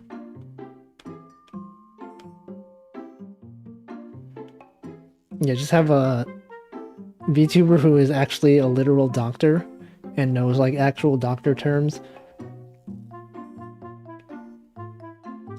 There's probably one, right? There's probably a VTuber who's actually a real doctor. Why can't I zoom? This sounds like... Alright, here you go. The funny thing is, like, I feel like I get paid too much for, like, what I do as a job, but at the same time, like, somehow I'm also underpaid compared to, like, you know, what I should be paid. I'm just like, but this is already so much money. Because I have coworkers who, like, who quit and, like, went to other companies, and they told me how much, I can't talk, oh my god, how they make a lot more money at their new job. I'm just like, whoa, that's like absurd amounts of money that I could also be making if I left. VTuber, instead of live cooking, they do open heart surgery. Yeah, if you have a VTuber play a surgeon simulator, but they did everything like accurately, like compared to, you know, people play surgeon simulator for the memes because it's funny, haha, physics-based game. But like, what if there was a actual surgeon VTuber and they're like, okay, so in actual surgery, here's what you would do. Oh yeah, in UGP, Sukoya, right? Sukoya had or she's studying to be an actual medical professional. Yeah. You've been underpaid for a long time. Yeah, that's also the thing. Like, you usually, as software engineers, you will get paid more for switching jobs every few months than you do if you stay at the same job. And, like, I've been at this job for, like, 6 years now. And, like, it is kind of refreshing that, like, you know, the coworkers who leave, they suddenly become more open about how much they get paid and how much they're going to get paid. I'm just like, what the heck? That's a lot of money. And then, like, you know, they're gonna hire some new people to backfill the positions, and it's like they tell you how much money the junior staff and the junior engineer is gonna make, and you're like, wait a second, that's a lot of money. It took me a long time to get paid that much, and you're just gonna pay this junior guy like this much. But oh well, that's how it goes. Speaking of programming, what happened to that chat social graph of people who chat in different regions? Oh yeah, I mentioned that earlier on this stream. I don't feel like doing it because it's a lot of effort and also kind of stalking. Not really stalking, but wow, you know so many VTubers. I know a okay amount of VTubers. You never asked for a raise. They basically had to keep giving them. Yeah, at my workplace, they used to, like, every year they would do a performance evaluation and be like, given your performance, we believe you should be paid this much more next year. I was like, all right, I guess. When an engineer says that's a lot of money, it must really be a lot. It's a lot of money. That's also why I feel like it might be hard to get like a corporate VTuber who has a lot of professional like coding experience, like as a professional software engineer, or like people who are like really qualified for like complicated jobs. Like you'll have like a, you know, you're not gonna find a VTuber who's been an electrical engineer for like 10 years or whatever. Because probably they get paid a lot more to do that than they would if they were doing VTubing. Unless you're like in Hololive, because they get paid a lot of super chats, but you know, just like a general, you know, people who do full-time VTubing compared to how much you would make as like a software engineer who's been working for like 5 years. I don't know, it'd be hard to give up something like that, right? Alright, let me drink some more water.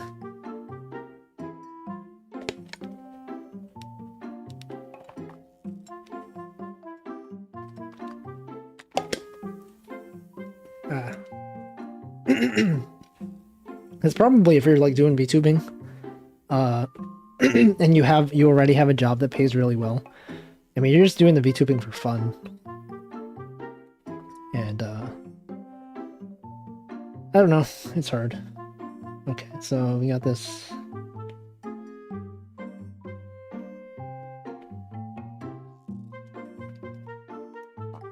Imagine it would be like what I do at most hobby/casual streams. Yeah, probably.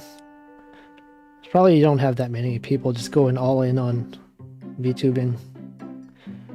Unless it's like, you know, they've saved up so much money they could just take a break. Like, I mean, people probably get tired of doing coding all the time and just like, I'm just gonna do something else. Because I know people who will quit their jobs and just like go to Europe for like a year because they've saved up enough money that they can just do that. And to be honest, like, I have a lot of money saved up, and I could probably, if I wanted to, just, like, quit my job and, like, not make any money and still be fine for a while. But that just seems like a bad idea. I don't know. Just save up enough and retire early. Yeah, how much money do people usually have when they retire? I guess it depends where you live. Right, because I don't know, like, what's a good amount. Like, you should have enough money to last you for X years. And then you also have to, like, consider, like, your 401k, how much money you have there, and, like, if you're gonna be, like, 60 years old, you can finally, or, like, 65, I don't know, you can finally cash out your 401k or whatever. What's the most easy engineer? I don't know. I'm not sure. I mean, all engineering to me, like it... Okay, so I studied electrical engineering, and that is like really hard to do. I would never want to do electrical engineering as a job. Which is why I do software engineering, because that's like really easy. I used to like, as a engineer, like you have to study all these like equations and stuff like that. For electrical engineering, at least. And, I remember when, like, in college, we had this thing where we would, for our senior project, we would go around to different schools, like, different colleges and stuff like that, and we would present our, like, senior project paper at different places. And, there's one time we went to this hotel, or, like, we were staying at this hotel, I forget, like, near MIT or something. And like the sink was broken, or the bathtub was like leaking water and it was like brown. And then we had to like call the front desk and get someone to come up here. And we're just like, oh yeah, just get the plumber in here. But then like they called them like, I don't know, they used some fancy term that was like equivalent to plumber, like, oh yeah, our like hydraulics engineer or something will like show up and fix it. And then like the guy that showed up was just like a plumber. I'm just like, this is not like an engineer, you're just a... Yeah, I don't know. I don't know where I was talking. What am I... Blah. I don't know how to talk, I'm sorry. Whatever... Okay, let me go back and chat. Would I ever want to collab with a VTuber, indie or otherwise? If you see yourself having fun with the partner endgame. I mean, I've collabed with Toaster and Chenna, if you just look at the previous videos on this channel. But I guess it's different because I knew them before they were VTubers, and I've known them for like 10 years. And so it's kind of different. Like I know how to talk to them and it's not awkward. At least I don't think it's awkward. But I don't know. It's hard for me to talk to new people sometimes because I get really nervous. Like to collab with some, I mentioned this on a previous stream also. Like to collab with someone for the first time and like basically have a bunch of people watching you interact with each other for the first time, and like you haven't really talked to each other that often before then. Could be a bit weird. But maybe, I don't know. Someday. But not anytime soon, probably. Alright, so chat, we're going back to the, what is it, the retirement. It depends on what types of things you want to do and where you live. Cost of living. It's probably more expensive to retire. I know like a lot of people, if they'll retire, they'll just go somewhere where it's like cheap to live. You have a lot of money. Easiest is probably electrical. It's hard. I don't know. I don't know what would be the easiest engineering. Like engineering is such a broad term. Like software engineering, I don't consider it real engineering. Just because I don't know what I've been through as an electrical engineer major. Just like doing software engineering is like so easy. The electrical side was what pushed you from changing majors from comp engineering to comp sci. Yeah, it wasn't a major or minor, it's just like a track, I guess. We had like electrical engineering with a computer engineering track, which is what I did. So I took a bunch of computer science courses. Yeah. Quality engineering. Hey, I've never heard quality engineering before. Was that like a... What is that? QA?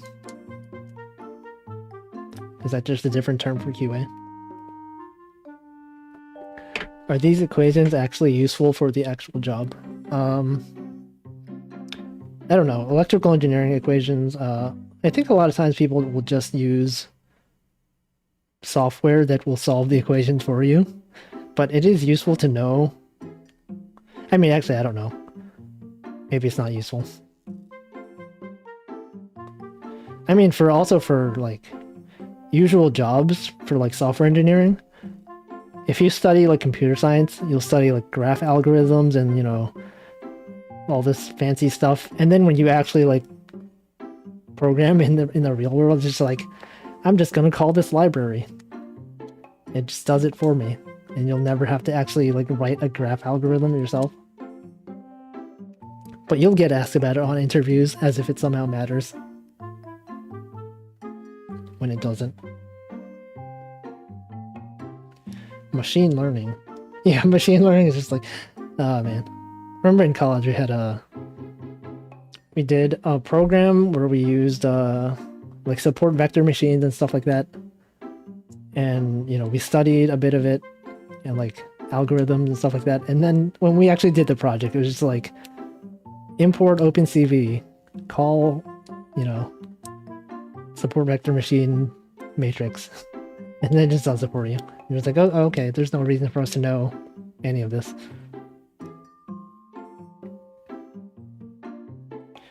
I mean, software engineering is just like you.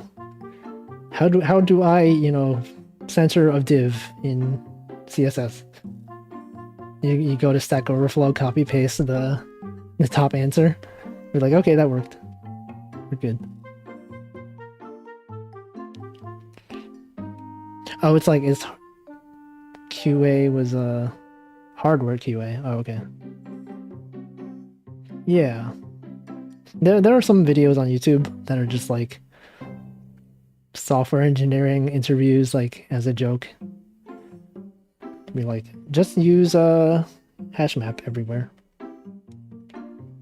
Actually, you know, there's a thing that people do to practice for software engineering interviews where you pay real money to do an interview with like a person who works at a well-known company, and then like it's like a mock interview, but they'll treat it as if it was a real one, and then at the end they'll tell you like, here's what you did wrong, here's what you could have improved on, and one of my coworkers who was quitting the job to interview at a different place, he did that a lot, and he practiced like so much.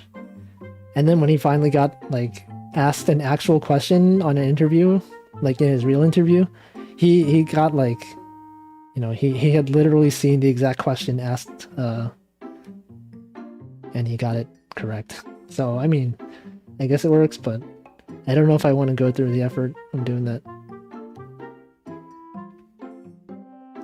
I'm like awful at interviews. Actually, I did have to do an interview. Like I conducted an interview this I think on like Wednesday or Thursday this week, or Tuesday. No, it was Tuesday. I had to interview a candidate for a staff engineer position. And I was really worried because I'm awful at doing interviews, whether I'm being interviewed or I'm doing the interviews. And I was like, the interview's an hour long. I'm just like, I don't know if I have enough questions to last an hour. I don't know, like, you know, how can I like even talk about something for a whole hour with a random guy who I don't know? But it went really well because the guy was really good at talking, you know, just rambling. I'll just ask him a question and he'll be like, oh yeah, I used to do this, and I would just like listen to him talk. Just like, oh, that's cool, I don't have to ask anything. Or I mean, I did ask stuff, but it is nice when they can just talk without me having to ask them. Because I'll have some interviews where I'll ask someone a question and they'll just give me like a 1-sentence answer, and I'll be like, oh, okay, all right. And then I'll ask them like another question, or like hope that they expand on it, and then they don't, and then the interview is like over. Like I'm like struggling to find something to ask. I had an interview like that a while back, and I know some people are just really not good at talking. I mean, I'm also kind of like that, probably. I mean, I've improved, but it's hard. It's hard to talk. Why do I give so many interviews? Because, that's what you do if you work in a company where they hire people. Someone has to interview them. And, like, since so many people have left my team, like, not my team as in, like, it's not my team that I own and manage, but, like, the team that I'm on, a lot of people have left recently. And so there's not, you have to, like, backfill positions, and, you know, you don't have people, the people who used to do interviews, they're all gone. And so, like, I have to do them. It's not just me, though. There's, like, other people on the team who are also doing them, but definitely have to do a lot more interviews than I used to. Absolutely hate interviews. You relearn CSS. Can't talk. Relearn CSS every time you use it. Yeah, that's my experience with CSS. I just like copy paste whatever. It's like, oh, how do I do this? Copy paste. Oh, it works. All right. It'd be cool if I actually interviewed someone and they ended up being like a VTuber. Just be like, hey, why are you so good at talking?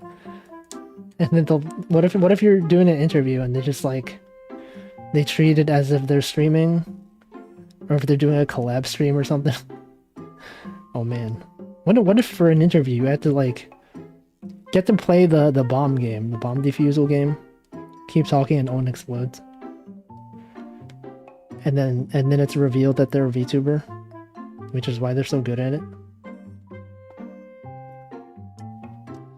Sometimes for team meetings, like every week, for people who aren't familiar with software engineering, we have a thing called retrospective, where you talk about what you did the previous sprint. Well, I guess I have to explain what a sprint is. Whatever.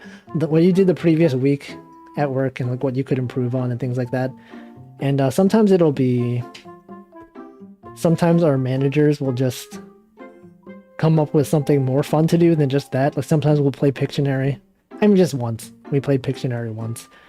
And we had to like draw something related to software engineering. Like they'll give us a set of topics. Why am I talking about this? Oh yeah, wait. No, okay, I'm getting to it. Thursday? We'll draw something software engineering related. And then this past week, we did, if you guys know the activity called 2 Truths and a Lie, where you like come up with two things that are true about you and one thing that's a lie, and then the team has to like guess what's a lie. This is not really related to retrospective. They just sometimes we get bored of doing that, and then the manager's just like, here's some other thing we can do that's unrelated, just to get to know each other. Yeah, 2 truths and a lie. And I was like, there's so many things that my coworkers don't know about me. Like my whole like having 200k followers on Twitter, or being known for like doing animations, watching a lot of VTubers. They don't know any of that. And so I'm just like, what the heck? Like, I'm not gonna like tell them this, right?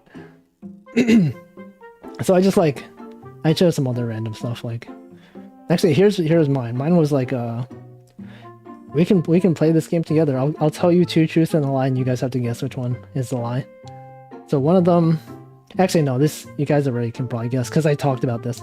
I talked about well, one of my lies was I majored in mechanical engineering, and then my other 2 that were truths were I won a spelling bee competition, or like a district spelling bee competition when I was in 5th grade. And then the other one was that I've never been trick-or-treating. And so, I mean, since I just talked about electrical engineering, you guys know that one is a lie. Because I majored in electrical engineering, not mechanical. But yeah, that's what I told them. And they had a really hard time with that one. They're just like, what do you mean? Like, you've never been trick-or-treating? That sounds so fake. That has to be like, there's no way you haven't been trick-or-treating. But it's true, I've never been trick-or-treating. And on my team, I'm like known for correcting a lot of my coworkers. Like when they put up a pull request and it has a typo in it, I'm always the first one to like notice and point it out. And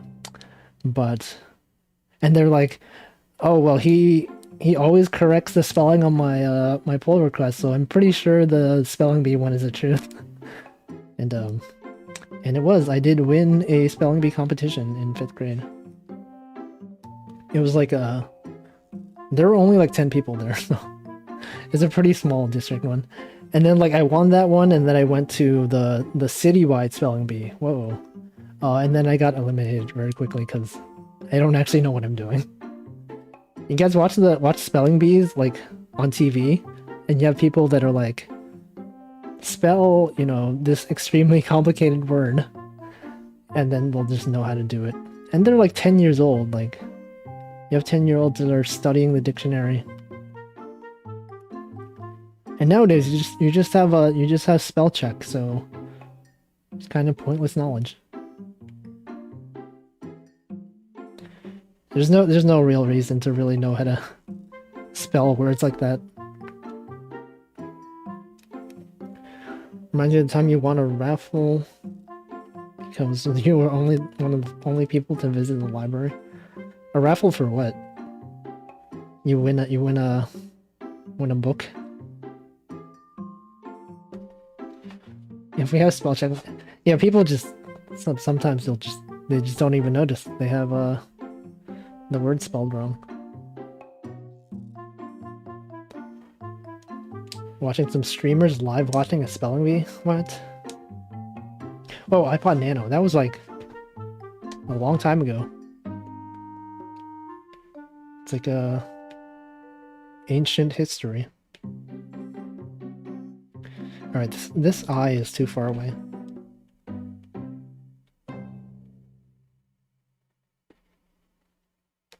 You never even used it? What? Yeah, so when I was studying for that spelling bee, the way it worked was like, I guess our school was like, here's a spelling bee that they're doing in the district. We're just gonna have a school-wide spelling bee, and it didn't really work like the ones on TV. You know how they have like, they tell you to, they'll give you a word and you spell it like live out loud.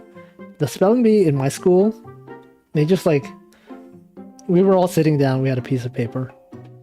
The teacher would just tell us like she'll say the word, and then we all write down the word, and then she'll tell us another word, and we all write down the word. And then at the end, they just tallied up who had the most words correct. But then I went to the district spelling bee, and it was more like the traditional format. And I won that one somehow. And then I went to the city one, and then it just failed. But the way the city one worked was the first round was just a test. So like they'll give you a word just to make sure that everyone can do it correctly. And then they get to the real stuff, and then I failed on the first round, the first real round. I remember the word really well too. Like I didn't study that well, like I wasn't actually good at spelling. Like my knowledge of vocabulary was not that much. The word was velocity, and I did not know that word. I misheard the person, and I thought he said velocity, like F-E-L-O-C-I-T-Y, which is not a word. It's not a word. Velocity is not a word. But I thought it was because I was a kid, and I was like, oh, that sounds like possibly a word. And I remember there was a TV show called Felicity, and I was like, oh, that sounds like Felicity. But velocity. And then, I mean, I did spell velocity correctly, if that was a real word, but it's not. So I got eliminated.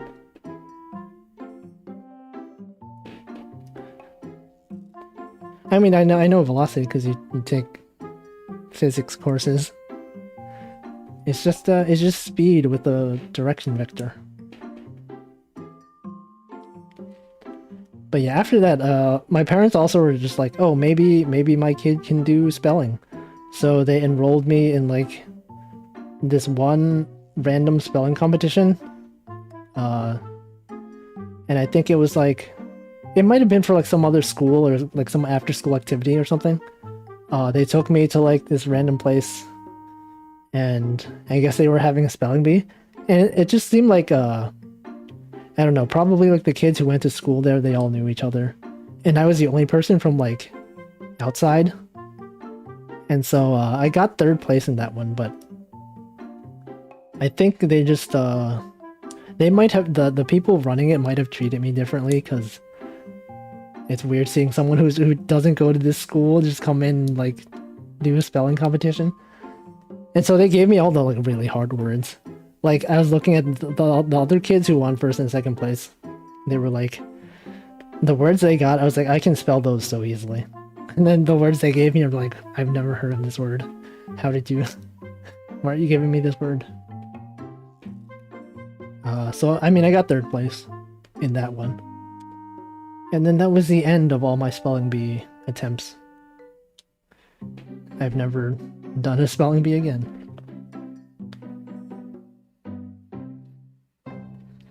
It's sometimes it's annoying seeing people like type. You know, like when people do screen share, like they'll go on you'll have a Zoom conference and they'll screen share something, and then they'll type something, and then they spelled it wrong. But you can see the red squiggle below it, and they don't notice it. And then we have to wait for someone to point it out. But yeah, that's the thing. Alright, so I've drawn 2 frames in the course of 2 hours and 10 minutes. That's not good at all, but... Oh god. It's at least non-zero progress. You ever also just watch people like type in general and get really annoyed at the way they type? I know, like, I used to... When I was a kid, and I used to hang out with my cousin a lot, we had to like share a computer, and sometimes he would be like chatting with his friends on Steam, and I would just be there and I'd watch him type. And he would like the kind of people who, yeah, in real life, you're just like in real life with the person who's typing, and you just watch them type. And you know, they'll type something like a message to someone, and then they'll wait like a few seconds, and then they'll like backspace the whole message, and they'll start typing again. And I'm just like, why didn't you just send that? That message was fine. Just send it. I don't know. I tend to spend a lot of time also when depending on the conversation. I'm the kind of weird person who, like, if I have to type more than one sentence or like more than 2 sentences, I'll like open up Vim in my terminal and then type it there and then just copy paste it into the text field. Because I've been burned a few times where I'm like, you ever like open a text field in like a chat and like you you start typing and it's like it's a multi-line thing and you press enter like thinking it'll put a new line and it'll just send it. I've had that happen a few times and I have to like rush to like finish my sentence. Or like when you type something and you accidentally press enter, right? If you type the word like I'm, like I apostrophe M, and then like the apostrophe is like right next to the enter key, right? So you press I apostrophe and then you press enter and you're just like, oh shoot, I just sent the message. You know, now I have to like rush to finish the rest of it before they can, you know, read it. And they're like, what are you, you know? Man, I hate when that happens. Yeah, shift enter, but it depends, right? If you're like, sometimes shift enter will actually send it. There's a weird thing on Slack, right? If you go in Slack and you start typing like a fenced code block, inside the fenced code block, shift enter will send the message instead of like adding a new line. And so it's like, it's weird. So I'll just open up something in Vim. I'll just type it and copy paste it. And it's also much easier for me to edit stuff in Vim. You used to have a personal Discord DM that you used to draft messages. Yeah, I also sometimes DM stuff to myself. Actually, like half of my DMs on Twitter are like me DMing myself with a image preview. Like, you know, when you like upload stuff to Twitter, sometimes they'll like crop it weirdly or like they'll the compression will be awful. I'll usually like send myself every time I post an animation, I'll send myself the animation on Twitter, like as a DM, just to see how it looks like on Twitter before I actually like upload it for real. So just things like that. And yeah, you should type stuff in a separate editor before you put it in an actual text field in your browser. It also helps for like when you're filling out a really long form. You know those websites that you'll be filling out a form and then like your browser either crashes or like you close a tab accidentally without saving it. And then you go back and everything's just gone and you have to fill everything out again. If you type your long, you know, input text into your text editor, you won't have that problem.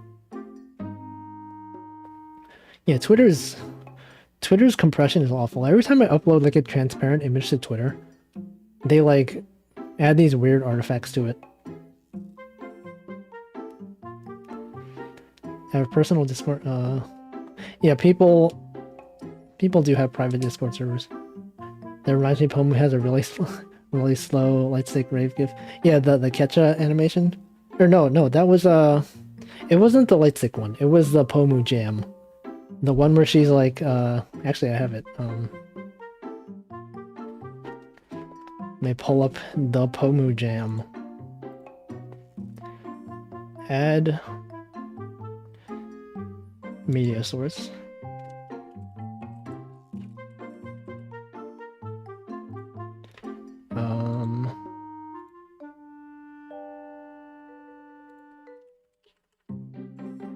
Oh god, all right.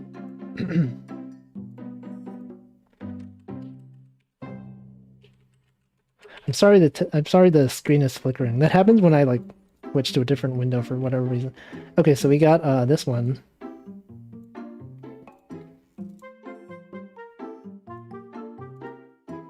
Oh god. So this is the regular speed. And you'll never see this on her stream because she has the messed up version. But if you go on the website where I upload all my animations, wolfiegif.wordpress.com, and then if you download the GIF from there, for whatever reason it's like messed up. Like the way WordPress resized it, they made it so that if you uploaded in if you put it in OBS for whatever reason. It gets really weird. So I've gone onto WordPress and I've downloaded the weird version, and let's just see what it looks like.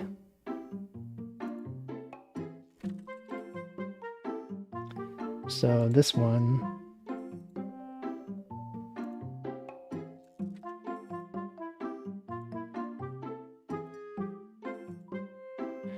Oh wait, it still works. Wait, I don't know. All right. At some point it was messed up, and then Pomu had the weird version, and then I sent her the fixed version, and she's like, "No, I will not replace it." And I'm like, "All right." So there you have it. She likes the slow Pomu jam.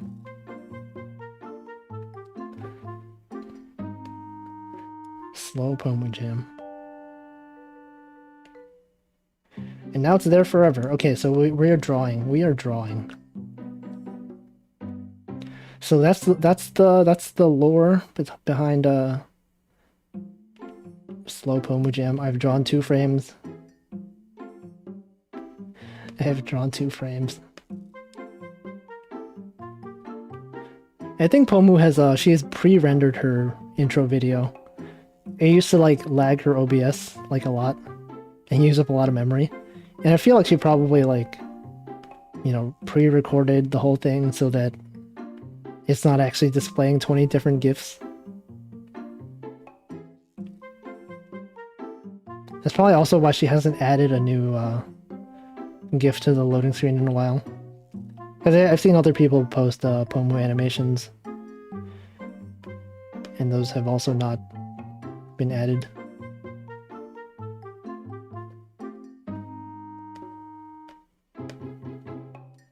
Okay, so this is probably all I'm going to draw for this stream. We got... Wow, look at that. That's 2 frames of animation. It's not that good.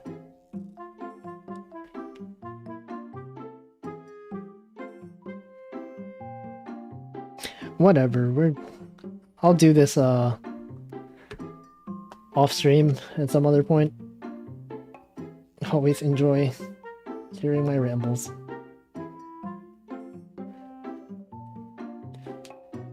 Let's see, yeah. Man, I talked about a lot of stuff. I feel like there were probably some comments in chat that I didn't get to read or that I wanted to address. Just to talking too much about my spelling bee stuff. Yeah, if whatever, I'll probably remember at some point. Next time I'll have a list of stuff that I could address. Oh, I just got so earlier I got a random email from a recruiter. It's for like a weed mapping company. What the heck? It's like, hello, I'm on the recruiting team at this company that does maps of weed. Places where you can buy weed. I'm just like, okay, I'm not interested. Yeah, weed maps. I don't know. Your experience with Ruby. I'm not a Ruby developer. Why would they weeb map? Work at weeb map. They literally had a booth at your university. It's a Pomu leaf. I always get these recruiter emails that are like, oh, we see you have experience with JavaScript. I'm just like, no, I will never program JavaScript professionally. Where did you get this information from? Yeah, well, one of my jobs I had to do Ruby on Rails, and I'm just like, I don't want to do that ever again. But recruiters will see it and they're like, we see you know Ruby. We're gonna ask you about Ruby job. Same thing for PHP. I get asked like, I get PHP recruiters. I'm just like, I will never I will literally never. You cannot pay me enough money to do PHP. That's like, just will not do PHP. It sounds like a drug, PHP, for people who don't know programming languages. Just like, what he's talking about? PHP, is that a drug? All right, we're gonna end the stream. All right, so thanks for watching. I will add more frames to this animation later. And we're doing.